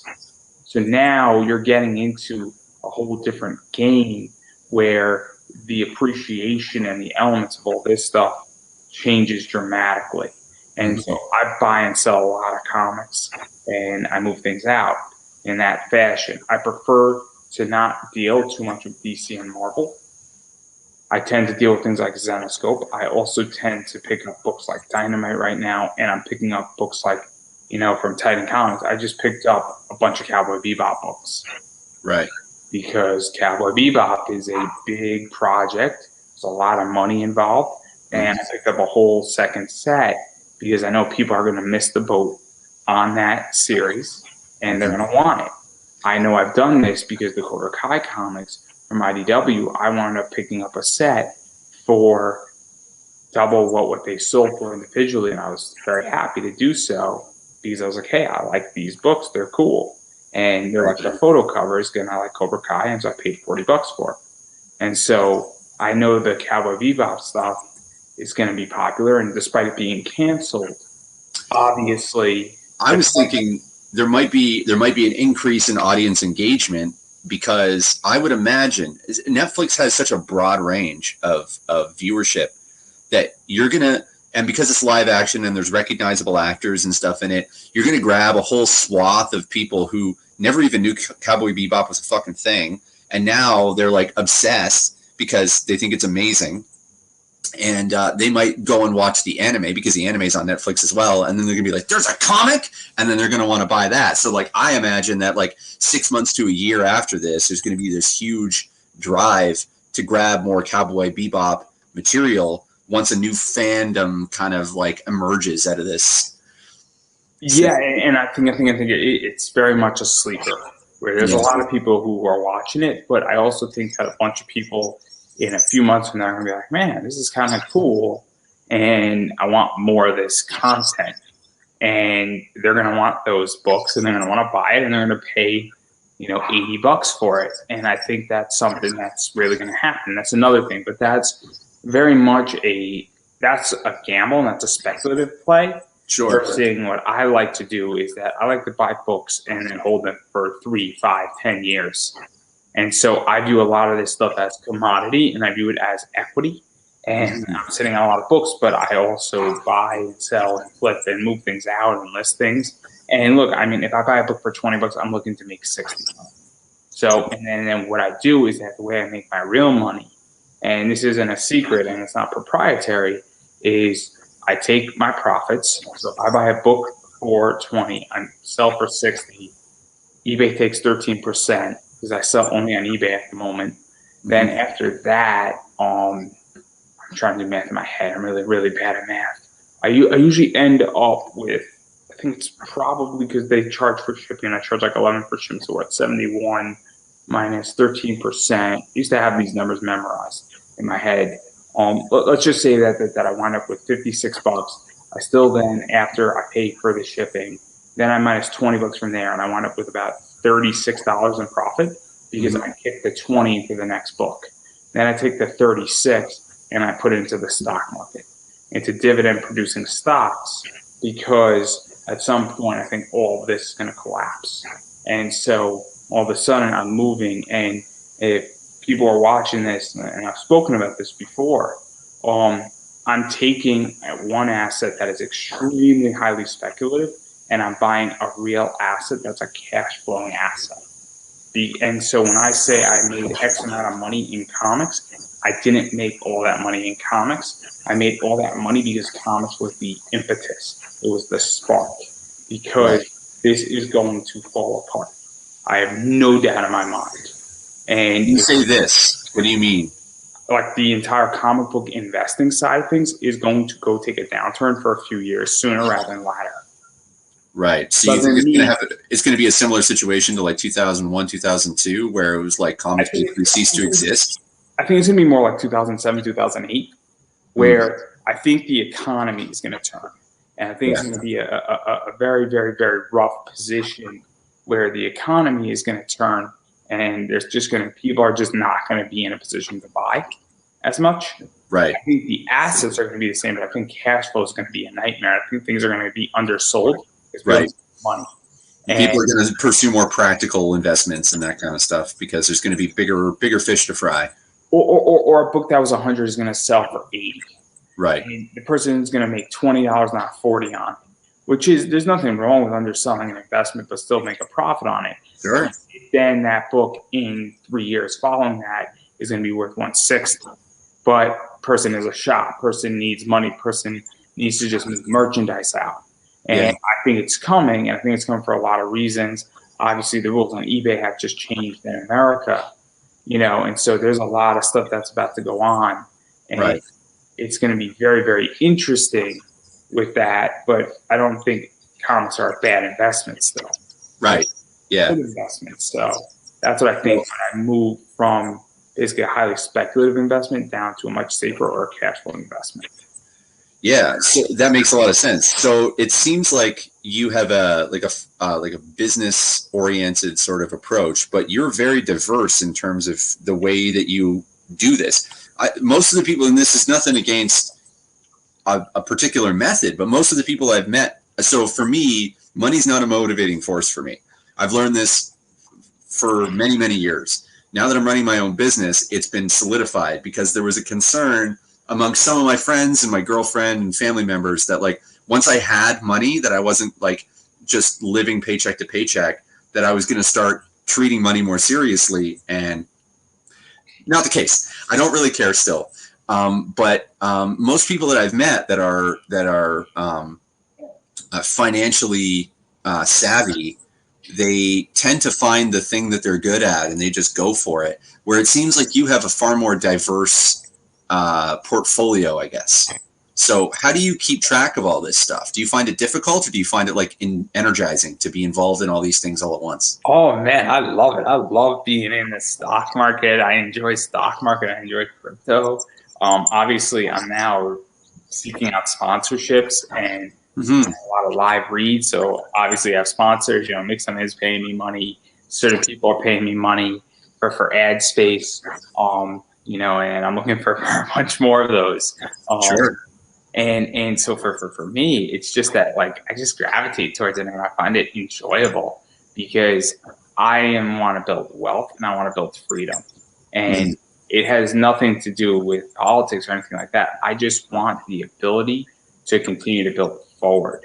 And, you know, it's just, I don't know how to explain that any other way except that. No, that makes sense. I mean, I run myself like a holding company. That's not a holding company.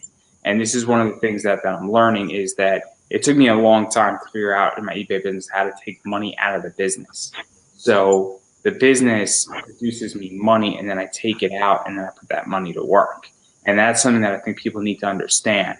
And this is my problem with indie comics is that, and look, I get that not everybody's motivated by money, but also a lot of people are signing contracts now to be published by companies, which means you are motivated by money. And you want your book in distribution. Well, at least your book is motivated by money for sure, right? And so my whole thing is that I find that a lot of people don't know how to take money out of their business. So if you do a Kickstarter that, you know, generates $70,000, you know, not all of you didn't make 70,000. I think that's pretty safe to say. You know, obviously, you know, if you're running a project and you do 70,000, your expenses go up from 7,000. For 70,000, you're gonna have a lot more printing costs and a bunch of other costs come with that because so that's a misconception with a lot of people who first start on Kickstarter, and I had to allay a lot of the myths that were attached to it when I first There's started. an exception, but I'm gonna let you finish because I'll show an exception later after you're done. But sorry for interrupting. Yeah, no, it's all good. You can go ahead if you want. So the only exception with cost is if your product is completely digital. Because once you have a digital product, your costs are reduced by 80% naturally around that number. Yes. Just because you're not printing anything. So I am doing a Kickstarter in January and 80% of it is digital. So then my costs are going to be cheaper than your project because I'm not printing as much. I'm not producing as much physical items, and it has nothing to do with one product's better than the other. That's not the issue. It's just that if you are 100% digital or 80% digital, it's just going to be cheaper because sending an email is not the same as sending a letter. Yeah. Oh yeah, for sure. No, I get that. Like, and the thing, like, so I used my first issue of Apex as a foot in the door, basically. So I wanted to be like sort of the flagship for my writing style and what I'm trying to bring to the comic world.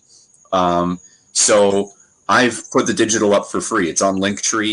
You can access it for free and download it and read it as you please, because I already fund it. But there is a thing on there for you to donate if you want to support the creator, right? So, but I do agree. So the thing that I had to kind of like clarify for a lot of my friends when I was getting involved in Kickstarter was like when it funded, they were like, "Oh, so you made such and such?" I'm like, no. So like the art was already paid for. The legwork had already been done. I had already paid for a variant cover. I paid for concept art before the first page even got drawn. You know, there's all sorts of back end costs that get involved. There's a letterer. I got lucky that my artist does digital, so I didn't have to pay for pencil and ink but that's something that people have to pay for regularly. There's coloring that gets involved, which I kept simple, but you have to pay for that.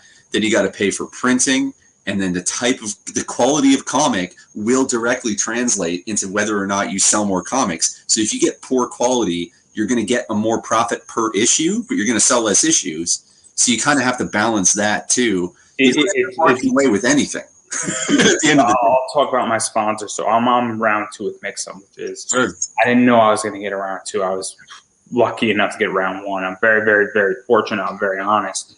But first thing I did when the money cleared is because I didn't know if they were going to back out of it or not, and it's nothing against Mixum.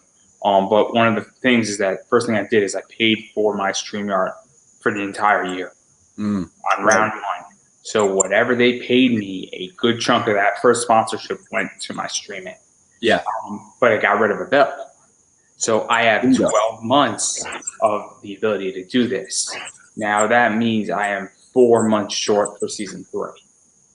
But being 4 months short for season 3 is a hell of a lot better than being 12 months short for season 3. Bingo. Exactly. And I'm pretty sure I can find something, or at that point I'll be in a better financial situation. Well, you've got time to figure it out, which is more like the thing that I've been trying to explain to people when it comes to like creative pursuits of any kind, whether that's podcast, comic, music, whatever it happens to be, is the amount of mental real estate you have available is really important. So you got to be able to focus your energy on something in a way that means that it's worthwhile, because it's not enough to just do the thing. You have to make sure that you're doing it to the best of your ability, and you're doing it. I agree with that. For me, the whole thing is that I'm not desperate anymore. Yeah. So I have been presented desperate deals, and I'm like, I don't have to fucking take it. I don't have to take it. And Mixum, and I'm going to say this, they don't tell me what to do. They don't tell me anything. They made a request that they only want on comic shows. Fine, that's easy enough. Yeah. That doesn't mean that in 2 weeks I'm not going to do a wrestler. I just won't do the ad in front of my wrestler. It's fine. I don't mind that. That is reasonable, but they're not going to say you can't interview Ben, or Ben can't interview you, or I can't speak to Travis Gibb or Chuck, for instance. Right. They haven't told me who I can and can't speak to. And that's great. And so I don't have to take any deal I don't want to take. Yeah. And I have been presented not a great deal with somebody, and I was like, this isn't a good deal, especially because, and I'll say it here, I haven't said it, at some point in 2022, all of my episodes for this are coming into a separate podcast. And so that deal with this person would be way more beneficial than to them than it would be to me, especially when I go into podcasting. And so I now am in a position where I don't have to do that. And it wouldn't have been a lot of money for me on my end. And I'm more than happy to stay afloat at this point. And with Mixum renewing, I'm actually good for a while where I have money just sitting in PayPal, waiting for a rainy day. And while I'm not taking money out of the business, I technically could. I'm purposely keeping it in there. God forbid a rainy day happens. Yeah. You're preparing for the unforeseen, which, I mean, the last 2 years should have been a reminder to all of us that the unforeseen is only a couple steps away, man. And so with my eBay business, I run it. That's different because that's going straight into the stock market, because that business is healthy enough and it's self-funding, or it requires maybe $300 a year for upkeep, but I'll make money on the back end because I've had exits of $250. I've had exits in the last 3 months. I've done around $650 every single month, and on that I have a 60% profit. So it's very much a cash producing business, and I can go through and down into my parents' basement, because that's where I'm at right now, and pull out 50 books and legitimately list them over 2 weeks, and 20 of them will sell and produce anywhere from $6,000 to $1,000 if I really wanted to. Right. And so I legitimately can go and probably sell in the next 3 months, maybe 15 to 20 grand if I needed it very easily. Not to mention that I could call somebody up. That I got a collection. Here's all the books I got. It's a short box. There's 150 books in here. What do you want to give for me? And somebody might come to my house and write me a check for $15K. with certain books I have. Now, I don't want to get rid of these books because some of these books are personal, but I have a style one, for instance, that's graded. And but it gives you power, though. That's the thing, is like having all these different assets that you're developing gives you the power of no. And I think the power of no is like one of the most powerful things we can have, where someone says, I'll give you a raw deal, and you're like, I'm good. I'll see you later. This is why with this deal that I'm potentially being offered in a co-writer, I can do it for free. And this is the whole thing, is that I can do it for free. I don't need his money. I'm going to ask for comps. But also now I can say, hey, I'm a comic writer. I can now go to a con and say, I'm a comic writer, I'm a podcaster, I'm this, I'm this, and this. I worked on this intellectual property. Yeah, it's a big one. And you know what it is? I'm hoping I get it, and I'm going to work my tail off on it. And you know what? I don't know how to write a comic. I have no idea how to do this. I have Denny O'Neill's book, but I don't know how to do this. But you know what? I'll buy Denny's book. I'll buy, Peter David's book. I'll buy Todd McFarlane's book, and I'll figure out how to do it. And I'm going to work my tail off on it. But I know a guy who wrote a comic, so if you need some help. You know what it is? I don't know what I'm getting myself into, but the point is I'm going to figure it out because I understand what it gives me in currency, and it gives me a lot more power. I'm in a very interesting position.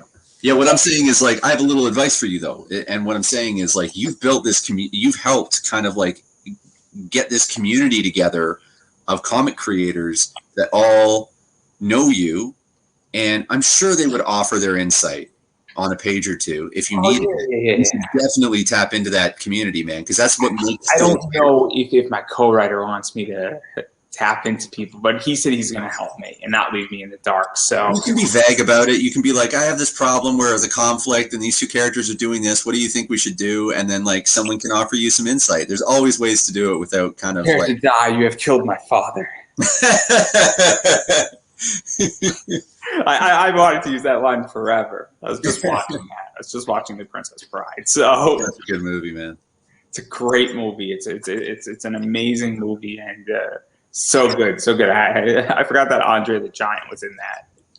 Yeah. Oh my God, the cast is just amazing, and like Columbo as the grandfather was like the best part for me. So, but even getting back into all this, what drives me crazy is that because I want people, because I had Gamal Hennessy on, and we're speaking of this, and 90% of businesses and comics don't recoup their money they put in. Yeah. This is why I take money out, because I'm not recouping, but I'm generating. Because I'm turning into, because what I really want to become is that I want to put all my stuff in a holding company that produces money, that buys other assets, because I'm realizing how hard comics are. I'm realizing how hard it is what I do by buying and selling comics.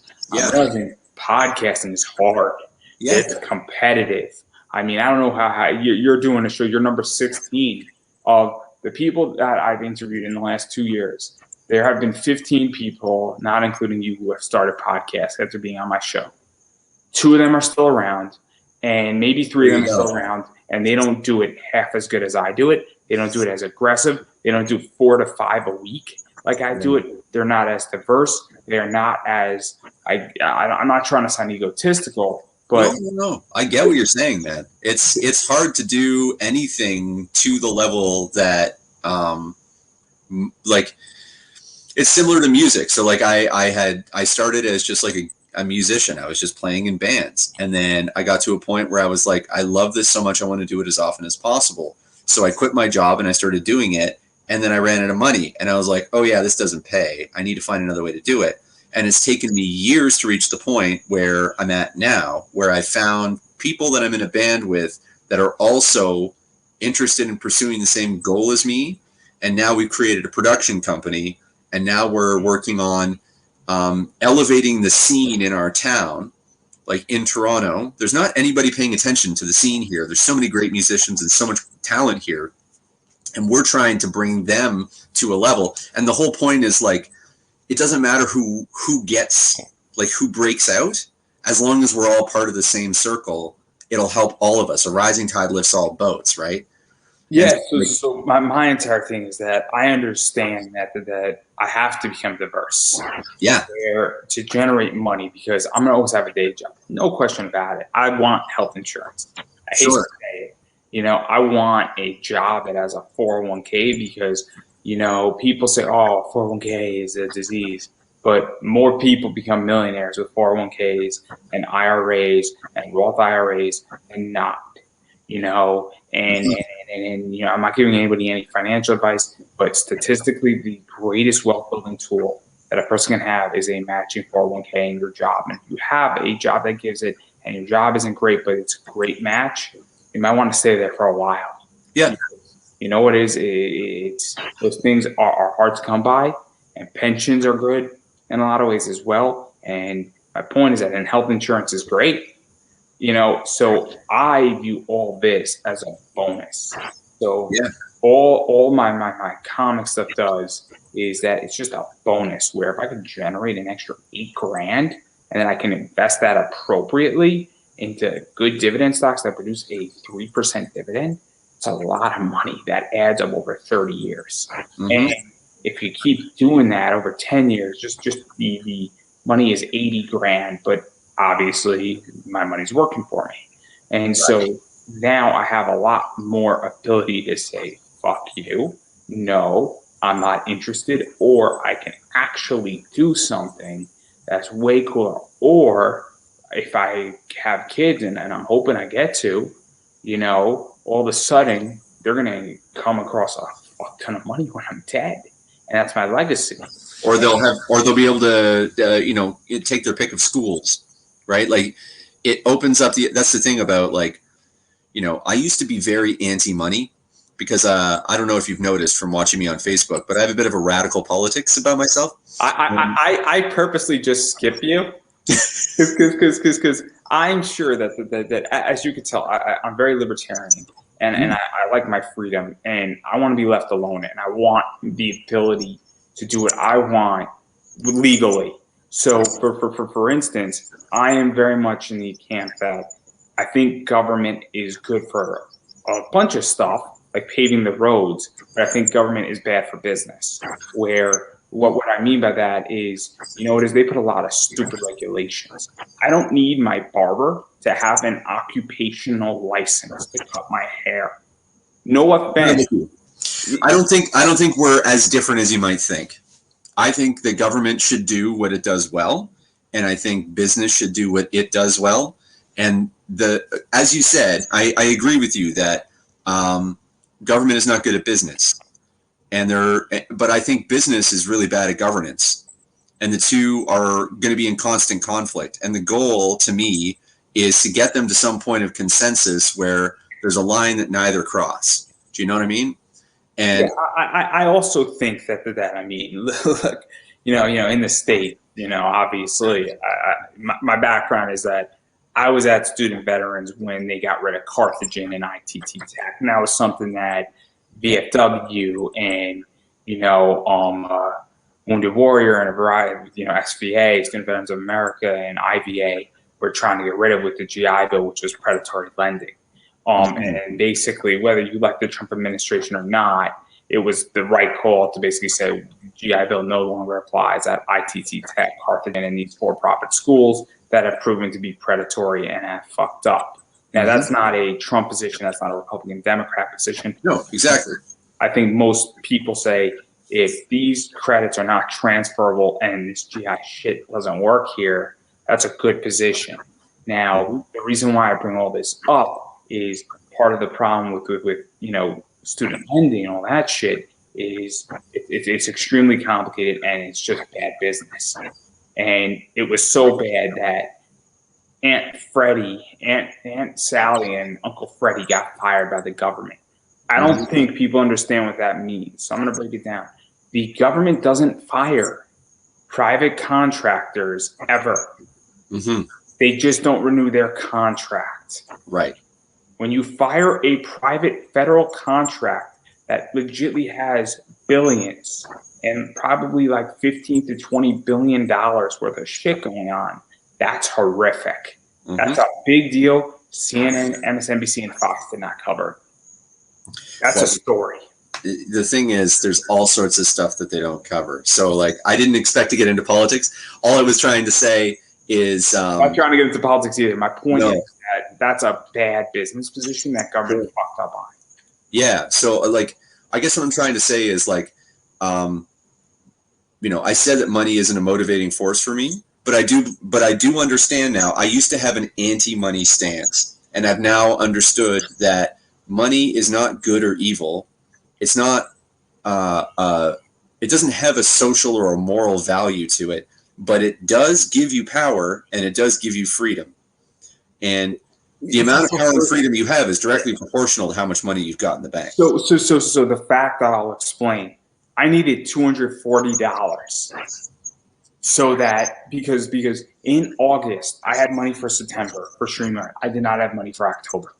I did not have $25. It would have been a struggle, and I would have been bootstrapping for $25 on StreamYard to continue what I'm doing here if I didn't have a sponsor. It would have been done. I would have figured it out, but it would have been a struggle. Yeah, it would have been tough. So now that means that my StreamYard, if I was paying monthly, would cost me more because it's 25 on a monthly basis. It's 20 per month per year if you pay up front. So I saved myself $60. That's a big savings when you're bootstrapping shit together.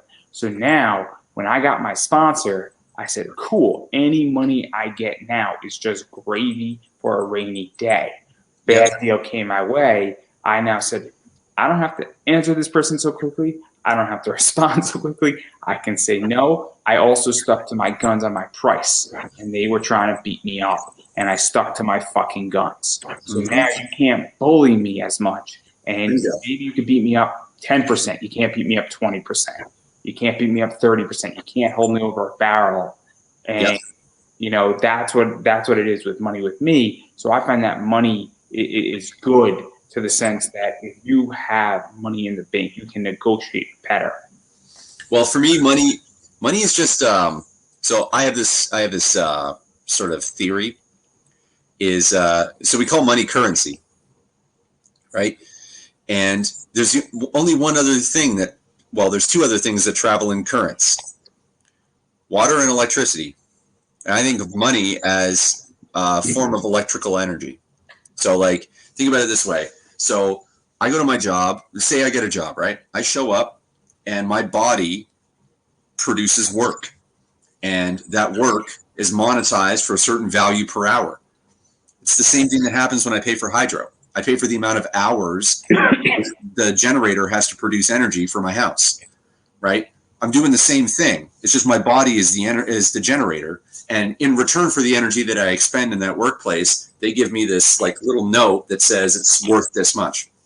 And then I take that and I give that to someone else who put in their energy to give me a haircut, for example, or to till the earth and grow some apples, and I can buy some apples, right? So like I'm paying, like it's basically just energy transfer, kind of traveling around. It's circuitry, basically, is the currency system. So when you think about it that way, it's like, when is electricity evil? It's never really evil unless someone's tasing you, right? And like that's the person. That's not the electricity that's doing that. Yeah. No. I think what's happened is that I think also a lot of people, what's going on is that a lot of people see successful people and they're like, I'm in a position which is rough. And look, I'm in a position that's rough where I am definitely watching my pennies, and I am definitely financing. You know, I'm managing, and I'm not a huge credit card guy. I only have one credit card. But I think 99% of humanity is in a tight spot right now. That's just the way it is, you know. And so I right now am broke. I'm not poor. I'm broke where I have a cash flow problem. I don't have a money problem, and I have a cash flow problem, and it's just where I'm at. But what it is that I get paid, but certain things came up. But I have a credit card that's not due until the 22nd of December. I get paid next Thursday. So I put some stuff on my credit card, but I'm obviously watching my money, and then I know I'm getting paid, and then I'm buying gifts, and I'm trying to negotiate an eBay deal. It's a whole big thing. I can't talk about what I'm buying because it's a gift for my dad, and he's in the other room, and I don't want to ruin it for him. No problem. But it's a tough negotiation. Sure. But it's exciting to negotiate on eBay. I have a limit. I'm just trying to get it for cheaper. But what I'm figuring out is that it's just I think a lot of people say, hey, you're doing good on your podcast, and I can't do that the same way. And I'm like, but you can if you wanted to. You know, You just can't start at the level you're at, right? You have to build your way up to the level that you're at currently. This is 9 years of me working my ass off. My sponsorship didn't come until August of this year. That's the first time I'm making money. So the point I'm trying to get at is that I'm at the stage where I've been doing this for 9 years. And I've been working my tail off. And I came in 2020 saying, these wrestlers are getting fucked over. Let me see if I get them on my show, have them on for half an hour, 45 minutes. We're going to talk about them a little bit. They're going to get some media attention. And then I can say, hey, where's your Pro Wrestling Tees, which is a shop that doesn't cost them money. And they get $6 per shirt, but they don't have to produce the shirt. Oh, that's awesome. So, or a Redbubble, for instance, or a Big Cartel, right? Sure. So that was the entire thing. And I said, hey, let me talk to some comic people. They got Kickstarters going on. If I could sell 4 books for them and they're on for 45 minutes, I'll help them out, you know? Yeah. And what's the worst that can happen? It's not costing anybody any money, you know? And that's cool, right? And then I said, hey, let me throw some cosplayers and see what they want to do because it's media. And then you go on so forth and so on. And you're just like, hey, you know, if I'm doing it on this end, then I didn't expect anything from it. And then, you know, I just said, hey, let me just continue doing this. And it took its own position. And then obviously, because I didn't come into the live streaming side of this stuff to make money, per se. I was hoping to at some point. But I did it out of a nice position. And now I'm starting to make money because people like me. My codes are actually useful. Mixum's happy with me because I know exactly how much money I brought them. I know to the T how much money I brought them. And they're very happy. Their ROR is very good with me. I'm probably undervalued, but again, they got me legitly so much time. They got me another 11. No, not another 11 months. Another 8 months. Well, ultimately, the goal should be that everybody wins. It's not about who wins more. It's just about people. Everybody has to. No. They bought me time, and that is beyond valuable. In which people don't understand that if they even with the first round, and obviously the second round gives me a lot more time, gives me a lot more flexibility. They bought me time that now I don't have to go crazy and I can breathe. And I have the ability to not worry about my next bill. That's one less bill I have to worry about for 8 months. That is a huge relief. And we're talking about $240. We're not talking about like $1,400 every single month. And it might sound petty to some people. And some people might be like, you're worrying about $240. But when you're in a situation, you know what is? This is how I think. Because this business, it allows me to have a lot more leniency with, you know, my eBay business, with my t-shirt design business. There's so much things that now I have one less bill. It affects 15 other things in my life. That's what I was saying about mental real estate is like it might sound like $240 to one person, but that's like several hours of thinking you don't have to do if you've got that $240 in your hands. You know what I mean? You're not having to like hustle and figure out where you're going to get this 20 and this 30 and this 50. It's not even that. It allows me now to think about where I'm going to get my next $2,000 from. Yeah. Sponsors. It allows me now to focus saying, I got Mixum in here. How do I get another 100 here? How do I get another sponsor for another 50 episodes? How do I get another sponsor? Because I see it on other people's podcasts and I see them where they're like, you could sponsor an episode and they're hustling for every single episode. And I'm like, I don't want to waste my time. I'm looking for big players. And I'm saying, hey, this is what I bring to the table. And you might not think my views are big, but I bring money to the table and I book 48 episodes at a time. I don't book 1, 2, 3, 4 episodes. I have no problem selling people a single episode, but I'm not interested in that. That doesn't excite me. Right. I don't have a problem making less per episode if I know I have 50 episodes with you. Yeah, that's fair. That makes a lot of sense. So that's where I'm at is that, and I'm looking to make every episode of mine worth $25 because that means that if I'm doing 150 episodes, it's a lot of money. I think that's what $7,500. And Now, once that is $7,500, I can then take money out of the business.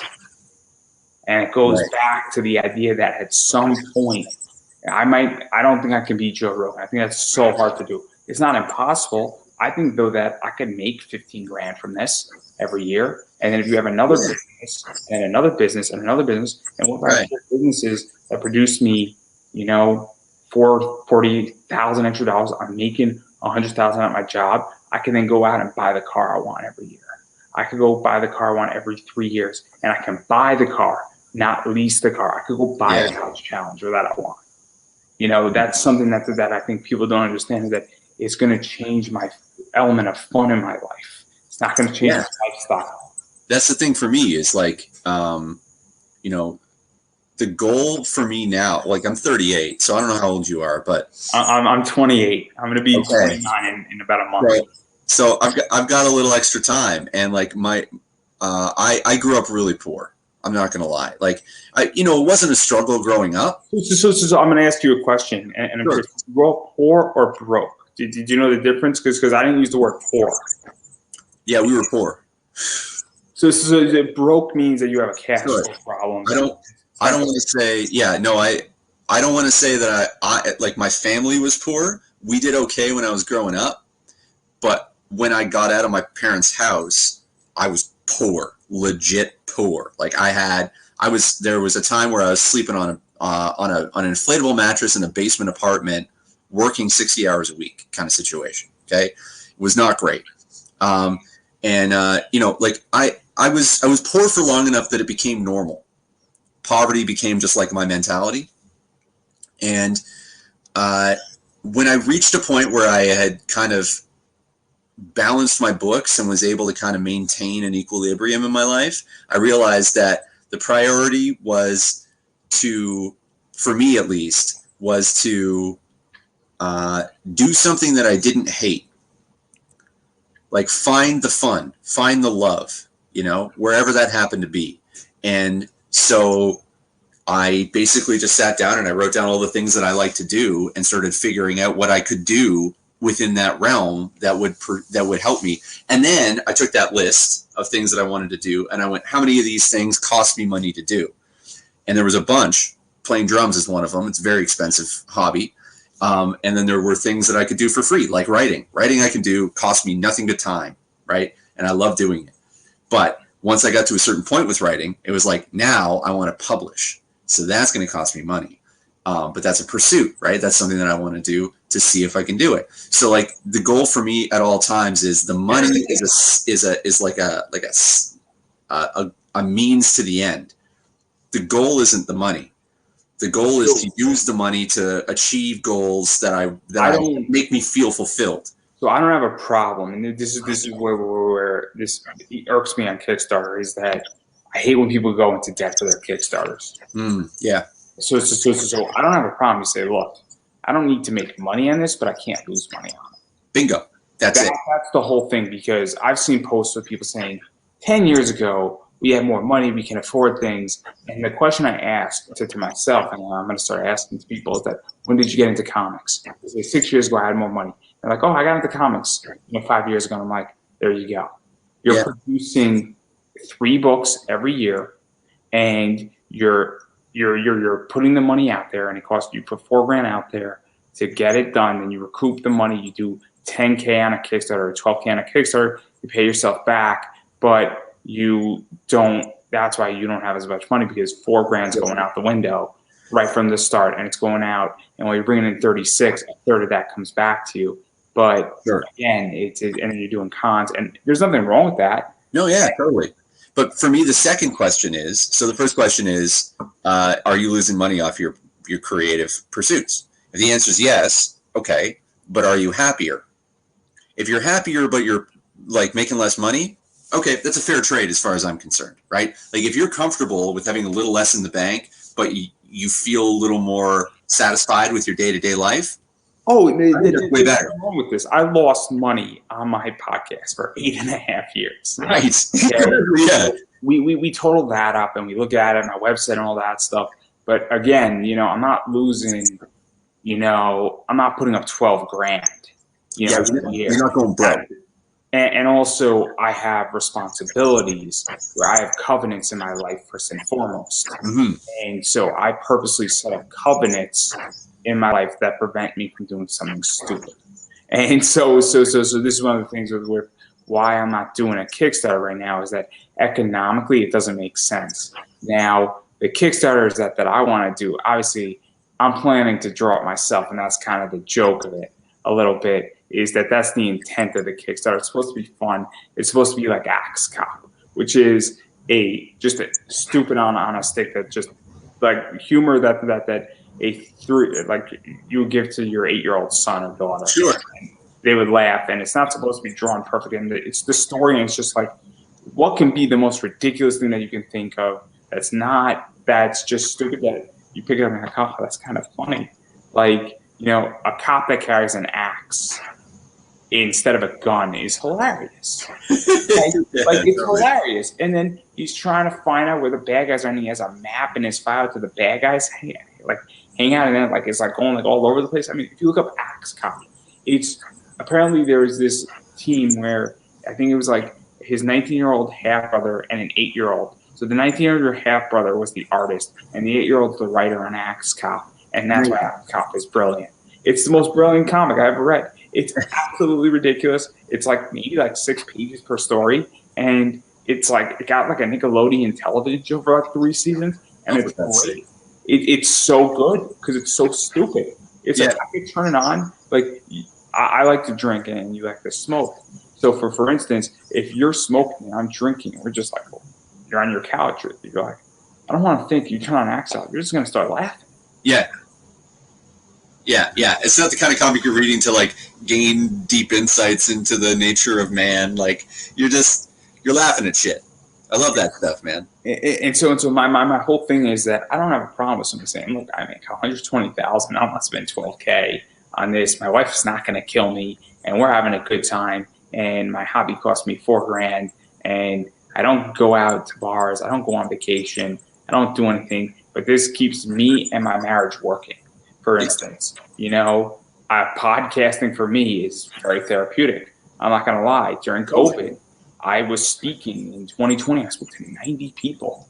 I am more sane, I feel, because I was constantly speaking to 2 people every single week. And I had human interaction in a very weird way. But I feel like certain things, obviously, I can't touch it through the screen. No offense. Not obviously, if I was to touch or give you a hug, I would hope you would consent. Or I could shake your hand, for instance, right? And that you can't do through a screen. But you're seeing me. You're seeing another human. You're seeing what a person looks like. And I was seeing people from all over the world in 2020. Well, we're socially engaged animals, right? Like we are legitimately wired that our sanity is connected to our social interactions. We go crazy if we're isolated. There's a reason why solitary confinement is the worst punishment you can give somebody, right? Yeah. I mean, it should be avoided if possible. Mm-hmm. Yeah. Sometimes it's not avoidable. Yeah, and I'm saying that as an introvert. Like I learned something about myself during the pandemic, which is I'm an introvert, but that doesn't mean I don't want to be around people. It means I don't want to be around all the people. That's all. I still like people. The reason why I bring all this up is that when I was speaking to people all throughout 2020, very therapeutic, and I speak to people now, and I'm very concerned about society. And you can call me paranoid or whatnot, and I'll take the heat. But I think a lot of people in the comic community, I think a lot of people in the wrestling community, I think a lot of people have unlearned how to be civil and have learned how not to communicate. And I get attacked on things, and I don't know if people know how to be having discussions and realize that another person's on the other side of a Facebook discussion. Like I've had people go ape shit crazy on me, so disagreeing. Where like on like a stock debate saying I have 3 apartments and I've had houses and I've worked my ass off, and I'm like, nobody's saying that you didn't work your ass off. Like, what type of exit did you make on this? Like, I made a good exit on this stock, guys. He's like, I want proof of this, and I'm like, bro. And he's just started cursing. I'm saying, dude, you lost the war. It's like, we're not moving on until you prove what you did. And how good you are. And I'm like, nobody was saying that. I was just saying, hey man, I just made a really good exit on this. Yeah. and it's like I think people well, how to speak to one another. I was saying like I think it was probably like 6 months ago when the lockdown restrictions started getting reduced here in Toronto. And I remember going to practice right after band practice, right after the announcement that they were going to start rolling back restrictions and start opening restaurants again and allowing people on patios and stuff. And I remember saying, like, I cannot wait to see all these socially inept motherfuckers come out in public and start saying shit just out of nowhere because their filter's gone and they forgot that human beings can hear. Like, I can't wait to see all the awkward conversations and like people would normally never touch that now they're going to talk about ad nauseum in public. Like but for me, like I love chaos. So like the idea of all these people just like blurting out the worst thing they could possibly think of, it just makes me so happy. I just laugh my ass off. See, the reason why I bring this up is because I have a very interesting discussion and viewpoint on comics, and I publicly state things. And I've asked this question with Kickstarter sustainability, and you go through my interviews, and on certain interviews, like I've gotten publicly attacked by people, and I'm like, that didn't happen 2-3 years ago. Yeah. And people are way more emboldened. And look, I love emboldenment. Bring, you know, whatever you want into my world. I'm a big boy. I can handle myself, and I'm more than happy to defend my positions. Sure. You know, certain positions are not worth dying on the hill. But when I talk about comic book investing, I'm, you know, that's my jam in a lot of ways. I've been doing it for so long, for almost 10 years at this point, and I'm not the expert on it. There's a lot of people who do things, but there's also a lot of people who are bad in the industry. You're not an idiot about it either. You've been doing it for 10 years. Most people who've been doing something for 10 years, like if you sucked at it, it would have been clear about 2 years in, right? So if you've been doing it for 10 years, you clearly have a handle on how the business works. And so I just have a sense, and when I speak to people who they listen, I'm on people's shows, and they're like, oh man, that's actually sort of cool, man, like what you're doing, and like that makes a lot of sense that you understand. But like I get a lot of attacking, and I think that a lot of people are emboldened now because they've been online for so long that they think that they can just say certain things, and it's kind of a crazy entity. And I also think that people have a very false sense of, you know, confidence right now, in which that, you know, I think that it's going to be very interesting when all society comes back into the open. And I mean, I don't know what's going to happen, but obviously I don't think I've changed, in which that, in fact, I think I've become even more confident. I mean, I had an issue with a friend, and 2 years ago when he was texting back and forth, and I don't want to get into the details of the entire thing, but after a while I said, I'll explain it all to you. I said, fine, let's do it tomorrow. What time you want to do it tomorrow? I wouldn't have said that to somebody to a text, let's call and let's do it tomorrow. And I'm becoming a lot more emboldened, and I feel a lot more confident, where I like to deal with my problems straight up. And I don't know if it's because I'm getting sponsors. I don't know if it's because I'm getting better guests. I don't know if it's because I'm doing a lot more interviews, or maybe I'm just getting older and I'm just like, I don't have time for this shit anymore. It's a combination, I would say. So like my patience for fuckery drops year by year because I'm feeling my age more, and I'm like, I got shit I want to do. I don't have time for these little bitches who get in my way and all they want to do is talk shit. Like, put up or shut up at some point, right? But the other side of it is I'm also more patient with people when they're just coming at things from the wrong angle. Like if they mischaracterize what I'm saying, or they misunderstand or misinterpret what I'm trying to say, I have a lot more generosity of spirit towards that than I used to, where I used to be like, what the fuck are you trying to say about me? What do you think I'm doing? Like, and I would get like all up on my high horse. And now I'm like, clearly there's been a miscommunication. So let me clarify where I'm coming from.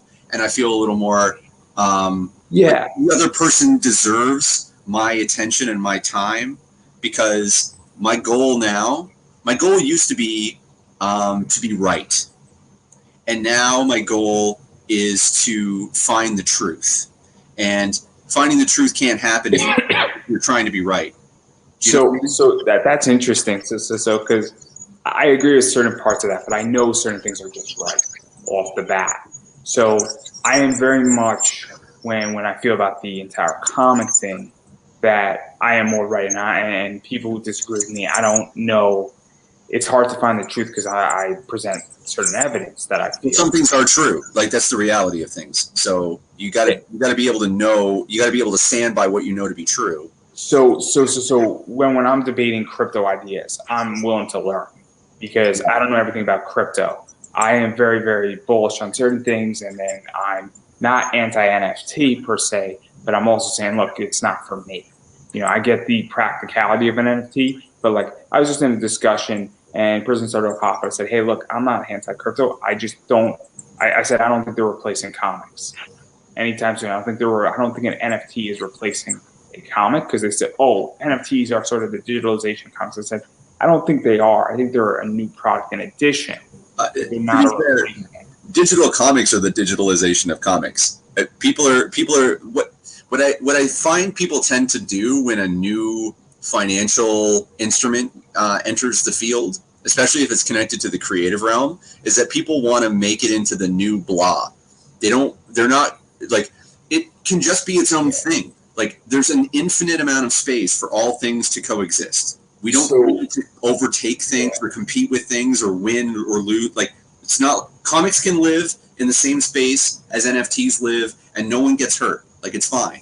So what happened is that instead of approaching and digging in my trench, I said, hey, look, I don't think that, NFTs are the digitalization and replacement of comics. I think that they have a practical use, and I'm not anti-crypto. And the conversation then took a very different turn because I think he was wrong in saying they're the digitalization or the replacement for comics. The comics are becoming obsolete. And other people, as I saw in the conversation, were becoming a lot more strict. And we're like, and that those conversations weren't going anywhere. So as far as actually learning how to speak, and the reason why this is so relevant to podcasting is that even my style of understanding when I'm asking questions now, it's very important that, I can say, look, I think you're completely wrong. If somebody was on my show, if you came on my show and said, NFTs are the replacement of comics, I'd be like, I don't think you're right on that. And here's why.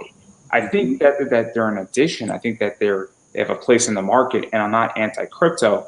And by saying all of that up front, or said, hey, I'm not anti-crypto, but I don't think, and I think an NFT has a place in the market, but I don't think it's the digitalization of comics. I think that NFTs are going to be here forever, and using words like addition, because now I'm starting to learn how to use softer, more convincing words. If I say, I'm trying to think of something that you said. So if I said, hey, if you said, hey, I'm really bullish on NFTs, I said in comics, and I want to turn Apex into an NFT, I said, hey, that could be a cool addition for a Kickstarter. I shouldn't say, don't do it, Ben. That's a bad idea. That makes you push further to say, hey, it could be an addition. Or one of the things that you should be concerned about is, the cost. Or, obviously NFTs are a complicated entity. I'm actually going to try to buy an NFT tomorrow, which is going to be fun. On VV, Voltron's coming out, guys. It's going to be so sick. It's like $7, so I don't really care. I'll take a $7 gamble on an NFT. Sure, why not? I'm not gonna go take a $6,000 gamble on one. No, not at this stage, right? Wait for a couple more sponsors. Yes, exactly. I should just get an NFT sponsor. I should just have them send NFTs to my wallet. That'd be a cool trade. Not a bad idea. I'm supposed to trades on sponsors. I'm not. Yeah. But so this is such a weird dive. But I can tell you what drives me crazy about my show. So since April, I have had Buy Me a Coffee, and the reason why I had to go get a sponsor is that every episode I'd be like, hey guys, buy me a coffee. It's $5. And this drives me crazy where I have people who have been on my show, and I'm now gonna bitch. About this. I've been on my show 2, 3, 4 times, and you won't throw me a $5 buy me a coffee. Yeah, but they want you to back the comic, though, right? They want me to back the comic. They want me to support the comic. I then actually back the comic. They won't send me a comic for free. There's only been 2 people who have sent me comics for free, and they're on opposite sides politically. Huh. So I had Mike Barron send me something for free, and he signed it, which was cool. Very cool. And so it was cool. And then I had Dan Schmidt send me his book for free.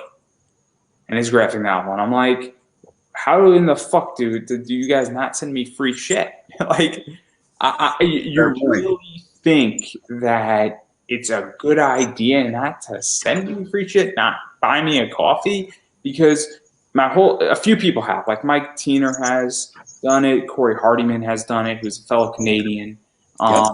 I think Dorian, I can't think of his name, but he knows Corey and he's friends with Corey, and he's gonna shoot me because I forgot his last name. But like, a bunch of people haven't done it, and then people have bought ad space to buy me a coffee, and I appreciate that shit. But I'm saying to myself, like, because I ask, and then I'm like, you're asking for money on Kickstarter, and you're saying I want to support indie, and I don't get it. Yeah, you're as indie as it gets, man. That's the thing. It's so weird. Like, I don't understand. That's my question to you, because I don't understand, because I've never run a Kickstarter. And actually, I'm running a Kickstarter for season 3 of the podcast. And I actually have a collab meeting on Sunday with somebody to do something really cool with metal cards. But the whole thing is that, like, I don't get it from your side and from the Kickstarter side, because I don't know how it sounds when I'm asking for money. I don't understand why somebody wouldn't say, hey, I'm on somebody's show and I want to throw them a bone. Well, let me put it to you this way, man. You've successfully shamed me, because I'm realizing now that I didn't send you any comics, and you are partly responsible for why I have a comic. So I'll tell a story that's going to embarrass you. You're going to get a couple variants. No, I'm going to tell a story that's going to embarrass you, though. Oh boy, here we go. So, and then I'll tell the nice Chuck Pinu story, because that one's good too. But okay. So he sends me a digital copy. Ben sends me a digital copy, everybody, of Apex, and I'm like, hey, I enjoyed Apex. I thought it was pretty good. It's a cool story. It's fun. Appreciate it. I'm curious where it's going. I wish there was a little bit more in there, because it ended like in a big cliffhanger. And I'm kind of like, I'm sort of bored now. Like, which is fine. There's nothing wrong with that. I'm just being a little. I'm hoping you'd be bored at the end. Like, I'm not necessarily interested in getting everybody to have positive emotions when No, I wanted like more of the story. Yeah. Because I'm like, this thing goes so quickly. That's a problem with me, is that I consume content really quickly now, and there's not enough of a pipeline. That's why I buy comics monthly from Midtown, because I need a thing, and then I fulfill my position on Comixology for $5. Well, I get it. If I could put out an issue a month, I would do it in a second. So now you send me the copy digital, and I'm like, hey man, I just backed your thing. You're like, why? That was your response. You can go back in your message, like, why'd you do that? Like, you were so perplexed. I'm like, because I wanted to support you. Like, I would have given you free though, because like you put me on your platform, like you supported me already. So like I appreciated it, but I was like, why would you do that? Because asking for a copy. I mean, I've done that for other people when they've done things and sent me a digital copy, and I'm like, hey, let me support you. And like, people have sent me digital copies of their book, even though I didn't back their Kickstarter. And so obviously I greatly appreciate that shit too. But it's the idea that, one of the things that drives me crazy, and I'm super curious, because I don't know the reason why this doesn't happen. It's like, there have been people who've been on my show 6 times in 2 years who haven't written and given me like $5, just say, hey man, you're slaying dragons. Because if I did 150 interviews and everybody gave me $5, I wouldn't have a money problem. I wouldn't have to have a sponsor, and I wouldn't even have sought a sponsor. Right. The only reason why I've sought a sponsor now is because I didn't have that problem. I had that problem. Now that Mixum is paying me X, and I'm being very careful not to say how much they're paying me, I don't want to go back to not being sponsored. And it's unfortunate, because now you all have to deal with my 2 minutes or 3 minutes, or sometimes I've had live reads and the goals to have 3 or 4 of them. I don't know. The Daily Wire does this really well, where Ben Shapiro does like 4 or 5 live reads in 60 minutes. Yeah. And those live reads are worth real money. And whether you agree with them or not, that's not the point. Yes. The point is that you could take a page out of their book, where if I had 5 live reads that were each paying me $20, that means that every episode's worth $100. Yeah, exactly. And now I have a fucking career. Yep. Now I can do a lot of stuff with that. So But again, if nobody wanted these ads, all everybody had to do was say, let's just give Andrew $5 and problem solved. He's ad free now, and we're in. And I don't get it. It drives me crazy. I can give you a brief explanation, but you're not going to enjoy it. It's okay. No. The point is that I'm trying to convince and get people to understand why this is complicated. Is that I'm asking for support, and I'm asking for somebody to say, "Hey, man, I get it. throw me a phone." Because it goes even further. I'm going to throw something out here, and then I'll let you speak. I promise. Sure. One of the things is that I've had said to people, "Can you share it on your wall?" They're like, "No," and I'm like, "What?" And that's my response: is, "Can you share it on your wall? Can you share it into at least one Facebook group? You know, can you retweet it on your Twitter? Like, I'm trying to get a little bit into your network too. Don't you want to share? Like, was that too much to ask? Don't you want to share to your followers? Hey, I was just on this podcast." Right. Josh obviously is not in the chat anymore. But as I stated, every 2 weeks I am shooting out that interview I did with him, that he interviewed me, till June. There's 25 weeks from January, from now to June 25th. And every 2 weeks at a different time, I'm shooting out that interview. That's a fucking godsend for somebody. I don't know if anybody Josh has interviewed is doing that on Twitter. And I'm not trying to shame Josh. I'm trying to be what I'm trying to get across is that, you know how long that took me to do? 25 minutes. Right, exactly. Well, okay, so I can kind of speak to, all right, I'm about to make some enemies, and that's fine. That's fine. I'm over it. So, all I'm going to say as a preface before I say this is if you get offended by what I'm about to say, I'm talking about you. So the problem is there's generally two reasons that people get into creative work, especially if you're creating a comic. Now, I'm not talking about artists who get hired like mercenary style and they just do the work and they get paid for it. That's a totally different thing. That's your job. Somebody like Keith Garvey who's doing a cover for Xenoscope. Sure. Or like Clovis, the guy that does the art for Apex. He and that guy's horrible. Just one of the worst. One of the worst. Well, so like the thing about my relationship with Clovis is that like we're both very passionate about the project, but he ain't doing shit for free. So like I pay him and he makes the art, and it's lucky that we both like each other. But if we didn't like each other, like I would probably still have a business relationship with him because he's really good at his job. You know what I mean? But I'm kidding about Clovis. Clovis knows that I'm joking because I'm friends with Clovis on Facebook. Of course. Anyway, my point is there's a difference in like making art for a living and creating a comic and wanting to put your stamp on the world. Do you know what I mean? Yeah. So generally, when people get into creative pursuits like that, whether it's like starting a band, writing a book, making a comic, I guess podcasts would be kind of in the same vein.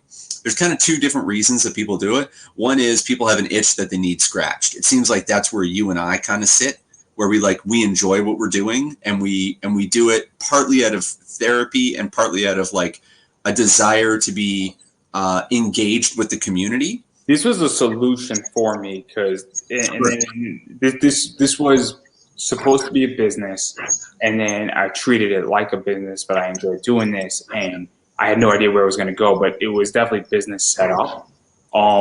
But again, I enjoy what I do, and I find it funny. It also has other effects because me doing my podcast, just so everybody understands, I get insight into trends when I'm doing this, because when I'm speaking to people on the indie scene, it affects my comic book investing thing because it's research. So there's a big reason why I do what I do. It affects the way I write articles. It affects the way I build panels, and it has it's produced me more money in so many other ways, including sponsorships. But there's a lot of stuff that it's done. So it builds on itself, kind of thing. Yeah, I get that. It's a bigger issue for me because it is research. It is a lot of research, and that research is monetized in my personal business. Bingo. But right. I also enjoy this tremendously. I probably do it for free, but I wouldn't do it as aggressively. Right. So I guess what I was trying to say is that like, sorry. No, it's okay. What I was trying to say is that like you and I are doing this because partly we enjoy it and partly we see an opportunity to turn it into something lucrative, right? But the other reason to do this is because you think you're God's coolest fucking human and you think that the world deserves to hear your voice and that you are going to be the next great, pick a name. It doesn't really matter. Whoever their God is in the pantheon of great creators, they want to be the next. Well, I am part of the Church of the Fawns, so.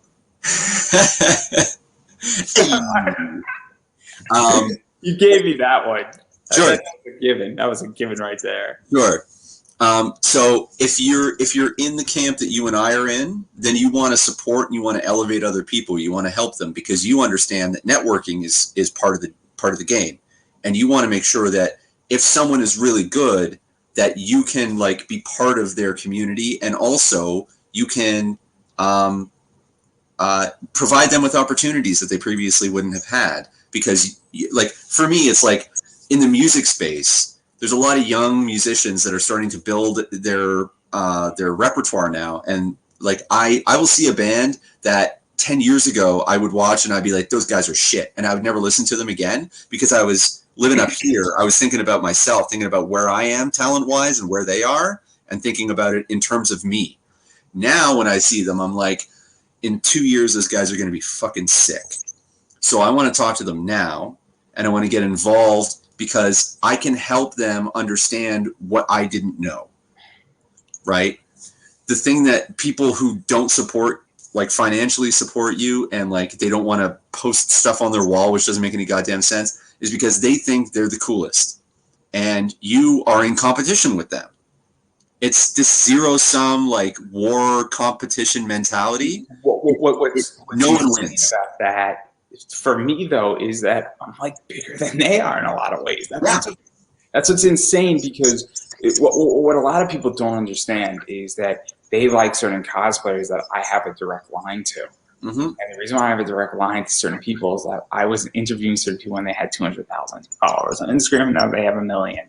Yep. And they remember that shit, yes, you know? And then, I mean, my entire career has been finding people in the right spot, the right time, right when they're in a little bit of a dip, getting in, helping to lift them up, reshooting it out, repositioning it out, and then just not being an asshole. Like not being an asshole is the most important skill anybody can learn. I mean, I was Keith Garvey's first interview. I was Sun Kumanaki's first interview. I was Ebass's first interview in 5 years back. And I was Dawn Mateague. I had JP Roth on, which I didn't think was ever fucking possible. I've had Chris Daniels on, who's the head in talent relations of AEW. Yeah. So I've had Kazarian on, who's really close with Daniels and is killing it in AEW. I've had Leva Bates on, who's a brand ambassador for that company. I then have had people like Gary J on. I've had Anthony Green, who was in WWE. I had Nixon Noel on, and I just caught all of these people at the right time. Yeah. And you know, it's just one of those things. And I also just don't go into things, and I ask nicely. And then also, I guess I also come from a weird place because I've had people like Ralph Tedesco on, who's one of the co-founders of Zenescope, still works there, obviously. And then I've had people like Dave Franchini, who's the publisher there. I've had, you know, other people. I'm trying to get David Wool on because he's like Aspen and Top Cow, like Legacy. I've had Matt Hawkins on, who helped build Top Cow. And so my point that I'm trying to make is that all those people, that the last few people that I mentioned, including Chris Daniels and Kazarian, way bigger than me. And so maybe it's because I have a different position, because a lot of people who are big have helped me out. I've had Howard Cruz on, who was one of the leaders of the gay comics movement. And I would say that the difference is the people that don't want to support you, they don't understand that, like, what you're talking about is that you lead with humility. You appreciate the fact that these people want to be involved with you, and you're like, oh, okay. And you take that as a sign that you're doing things right. But the people who don't see it as a collaborative effort, who don't want to work to help you and in the process help themselves, all they're concerned with is their own value, and they don't see this as a team effort. So the mistake they're making is wherever they are at, that's where they're going to fucking stay. They're not going to get any further than they are now because they're not learning. They're not growing. They're not like checking around and seeing what everybody else is doing.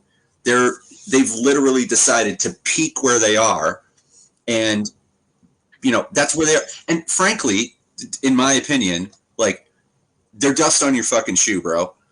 If they don't want to help you, cool, whatever.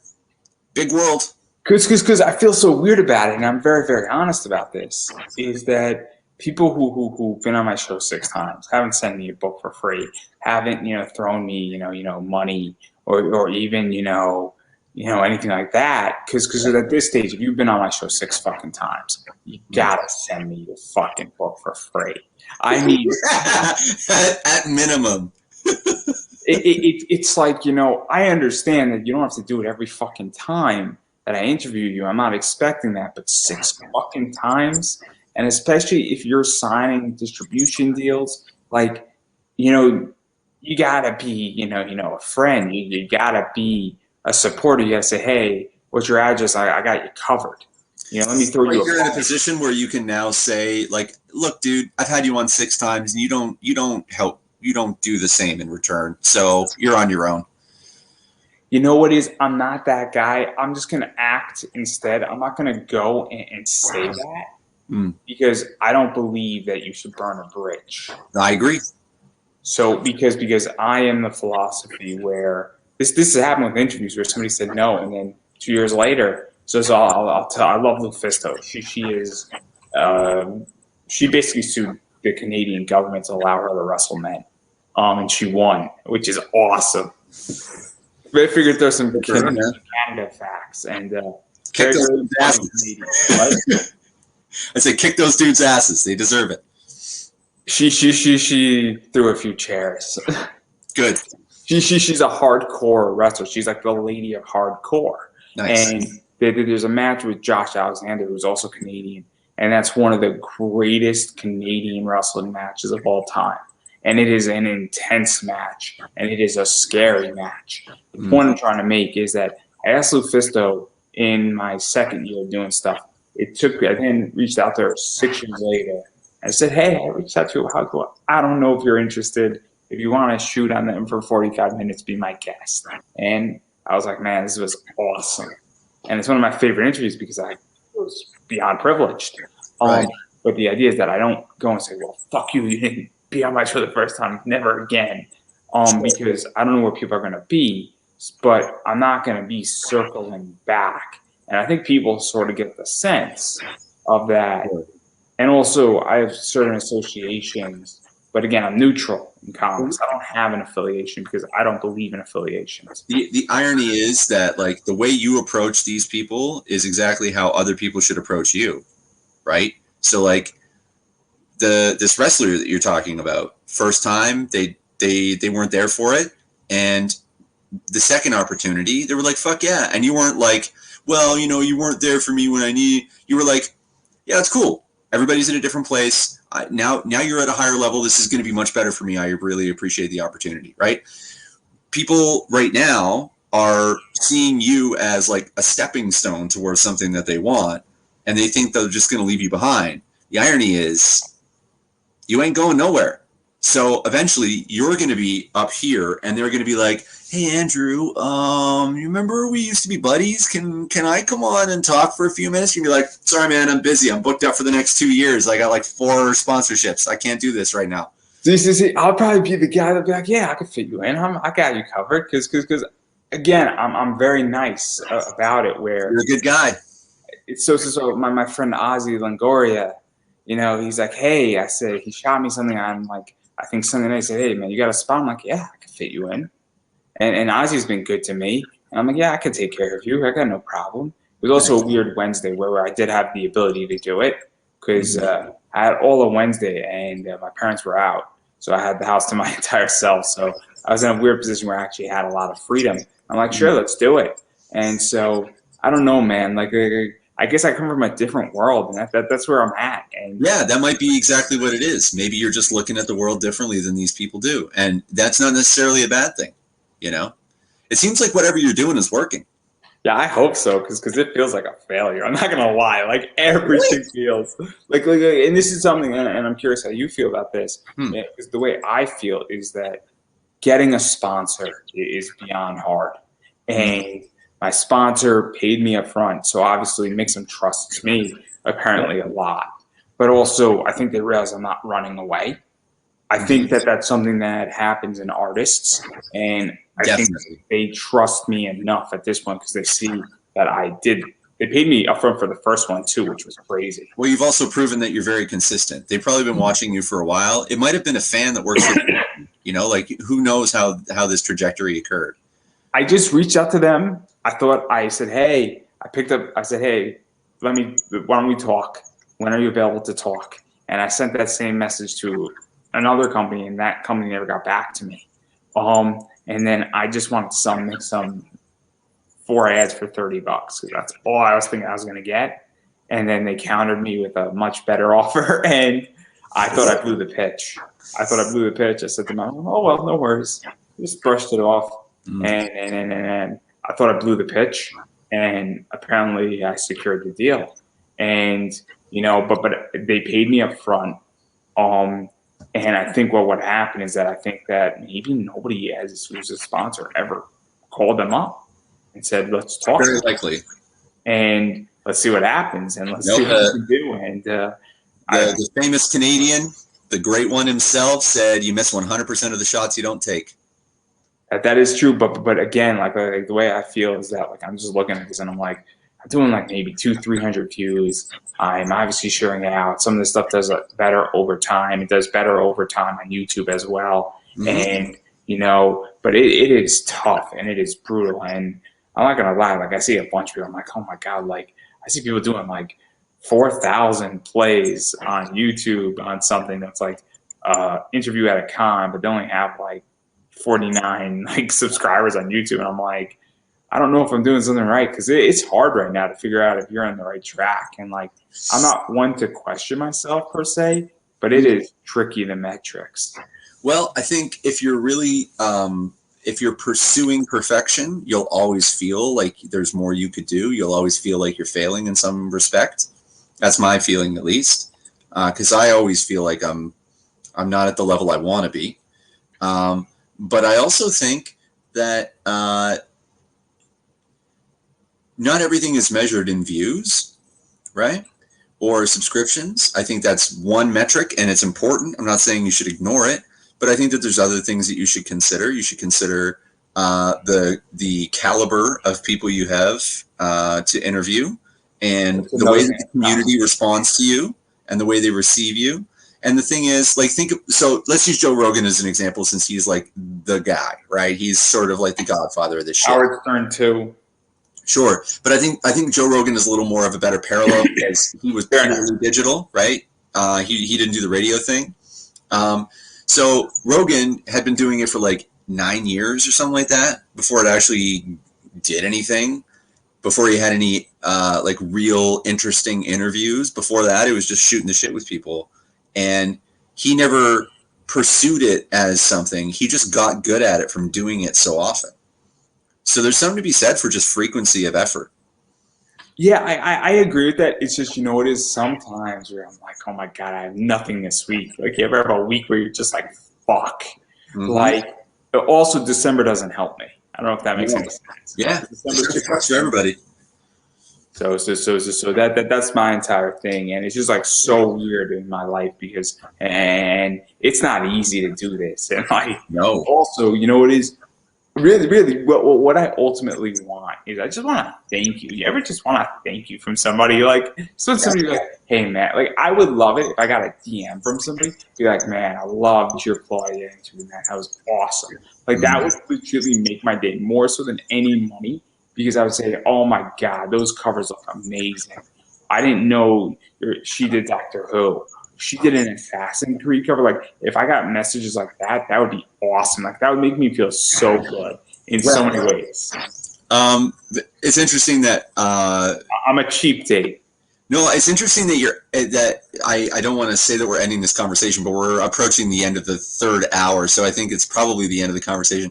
interesting that we're ending the conversation with you saying that you would really like a private message saying thank you for your interview when you started this conversation by saying, fuck the comments, bro. I don't pay attention to that shit. These people are just here to see me. So, like, maybe there's something to, like, maybe if you engaged a little more, you might get a little more of the private message back, right? It's a bit of a feedback loop. So what I would love is that when I share it into like a Facebook group, for instance, on replay, like I would appreciate it if someone says, "Oh man, I didn't even know that this like Cowboy Bebop thing was out there," and like I comment back when people engage on replay. Yeah. And so for me, you know, I just appreciate when somebody says, "Oh man, like I thoroughly enjoyed that. I saw it." Like somebody says, like I really appreciate when people say, "Oh man, this is a cool interview." I'm like, "Oh, I like it," and I said, "Oh, thanks for checking it out." Like that to me seems so much like that means a lot. It goes a long way because just like when somebody comments on your comic book, it's it says, "Oh man, I loved your Apex story," or like, "Oh dude, that cover is sick. Like your variant cover is awesome." So that's where I'm at. But I don't know how you want to end it because I'm gonna let you end it.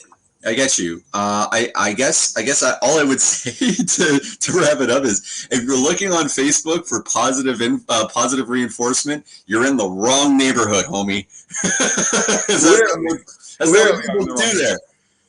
That's what people do to set fire to cars. I just need a nude shot of Chuck Pino. That's what I really need. A new what? A nude shot of Chuck. Yeah. Well, there will be plenty of time for that down the road. I figured we would throw that out there because I just wanted to see your reaction. No, I love Chuck Pino, and Chuck Pino is an amazing human being. Everyone loves Chuck Pino because they get him in small doses. After you know him for 25 years, the shine wears off. Let me tell you. I'm only saying this because he's going to watch it later. I'm going to send this to him. Honestly, Chuck is one of the kindest and funniest. Hands down, one of the funniest dudes I've ever known. And I have the privilege of hanging out with his little brother all the time, which is amazing. And Chuck, I just don't get to see him directly anymore because he's all the way down in Texas. But, man, I love that guy. I'm going to let you end it. Yeah, no, I'll be doing his interview in a couple weeks, actually. So that'll be... I'm practice for him. Yeah, are you gonna do Chuck's podcast? I did it early on. Yeah, how'd you like it? I did it almost like a year ago. Do you want to do it again? I would love to do it again if he has space. I'll talk to you. I'll see if I can make it happen. I mean, I'll just shoot him. I'll just say, "Hey, fit me in whenever you can." Yeah, I'm sure he would. Yeah, he likes to cut your jib. I hope so. But obviously, I want people who haven't been on his show yet to come first, especially if they have a Kickstarter or something going on, because I'm having a project coming out in January, and obviously, I'm funding season 3 of the Kickstarter. So for me, I would prefer to do media in January because that's when I'm going to be the most active, and it makes sense for me to do media when I actually have something to promote versus doing something when I don't have anything to promote. So obviously that's kind of where I'm at. I would suggest reaching out to him now to make sure that there's time for you in January because he's a busy dude as you've seen. Yeah, I'm just waiting for issue 3 of his book. That's all I want. Yeah. That's all I want. Yeah, man. Belial is gold. That shit is awesome. So I don't know how we end this now. Well, I have control over the entire device. So you have to instruct me what to do, or I have one last question. What do you have in terms of plans for 2022? Be as specific or as general as you like for what you have planned for Andrew Davis and conversations in pop culture.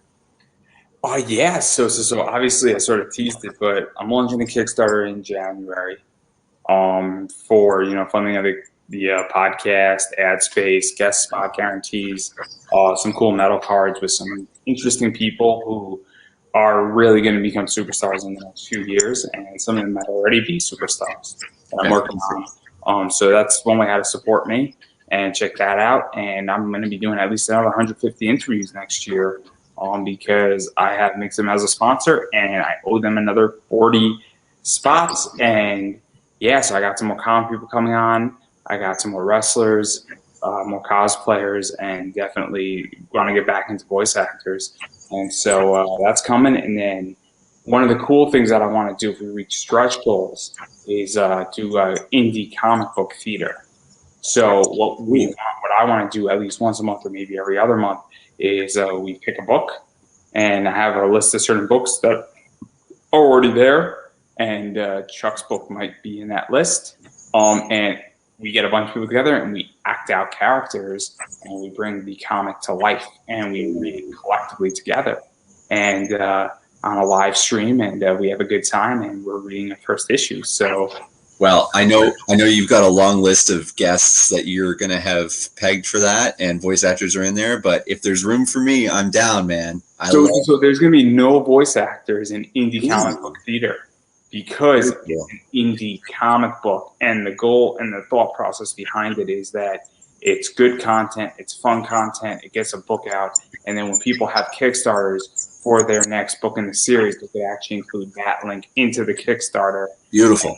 As a marketing tool, so that, and then also you could bolster sales when it airs live. So there you go. So I'm not just thinking about me, I'm thinking about it as a marketing tool. So that's kind of what I got going on. That's fucking brilliant, dude. Yeah, no, I think it's going to be fun, and I'm hoping that you can get it going, and it's a fun stretch goal. And it's a great idea. It's for everybody, meaning that I know it's not quote unquote traditional stretch goal for all. It's for backers and non-backers. Mm-hmm. But I got a question for you now, because obviously you were interviewing me, and I'm taking back control of my show. So in hour 3, I'm taking control back of the show because we're taking Joe Rogan on in length here. But and the second person has done this almost 3 hours. But where can people find you? Because you got a lot of stuff going on. So Apex is out there. Your link tree, I think you put all that stuff up above as well. And where can people support you? Because obviously, while you were interviewing me, I think it is important that people recognize that you're doing comics and a variety of other things. And obviously, I want people to go support you and know when your show's coming, because there's room for all of us. There is. I fully agree. I really appreciate that, man. Speaking of imposter syndrome and feeling like a failure, it always surprises me when people say you have a lot on the go. And I think back, I'm like, oh, yeah, I do have a lot on the go. It just feels like I'm constantly rushing to get things done because I'm so busy. But it is good. So you can find me. I'm on Facebook. I'm on Instagram. Apex. It can be found at mohini.eats. That's mohini.eats. And all the stuff for Apex 2 is going to start coming up. Clovis is hard at work on the art for the second issue right now, and I'm going to start promoting that and get the Kickstarter going for early 2022. That's the goal. We'll see how things go because there's always hiccups, but the goal is early 2022 to get the Kickstarter going. I myself am starting a podcast. It's going to be called The Friendly Anarchist. And the idea is that I feel like the binary of liberal, conservative, Democrat, Republican, socialist, fascist, whatever terms you want to use is extremely limiting. I don't think that there's 2 ways to look at things. I think there's a billion ways to look at things. And I kind of want to explore ideas from as many angles as possible and see if we can come to some common ground, something that we can all agree on, or at least mostly not hate. So that's my goal with that. And other than that, my band has started a production company called Primal Note. We have a YouTube channel where we're doing live performances and interviews with bands here in the Toronto scene and the GTA scene. We're hoping to expand from here. Rehearsal spaces are almost completely shutting down in Toronto. One of the biggest companies for rehearsal spaces is shutting down effective in the next couple months. So hundreds of bands are going to be out of a jam space. And so we're starting our own. We've already got the legwork done for that. So that's happening in the new year. And then that's going to be turned into Primal Note Studio, where we're going to be doing live streams, performances, interviews, starting her own thing and doing lots of content. So keep an eye on Primal Note on YouTube as well. And beyond that, you can find me on Facebook talking shit and picking fights with anybody that has opinions without any information to back them up. That's well. I would self-promote, but I just did that for the last 3 hours. So you did great, man. It's sick and tired of listening to me, but I will just say this. Please use Mixum for your comics. Code Andrew Davis, get 5% off. And obviously, you know, and this is not in my best interest, but I get everybody has their printing preference. I like Mixum. Mixum's been good to me, but I get it with printers. But even going further, please also use Pop Anime Comics at BCW Supplies when you're bagging and boarding, because I buy in $500 increments, and 10% off of $500 is $50. And that is an affiliate link, and I do get a commission back, and that goes back into the show. So obviously, if you're going to go and need supplies, I appreciate using my code, and you could use Pop Anime Comics for 10% off. And everybody's winning. You're supporting a small business, you're supporting me, and you're getting a discount. And every penny counts, every dollar counts. And again, as I stated, I appreciate the support that everybody provides this. And if you still feel so inclined, buy me a coffee. You know, you're more than welcome to do that, but I get it. So on that note, I believe that is a wrap. Yep.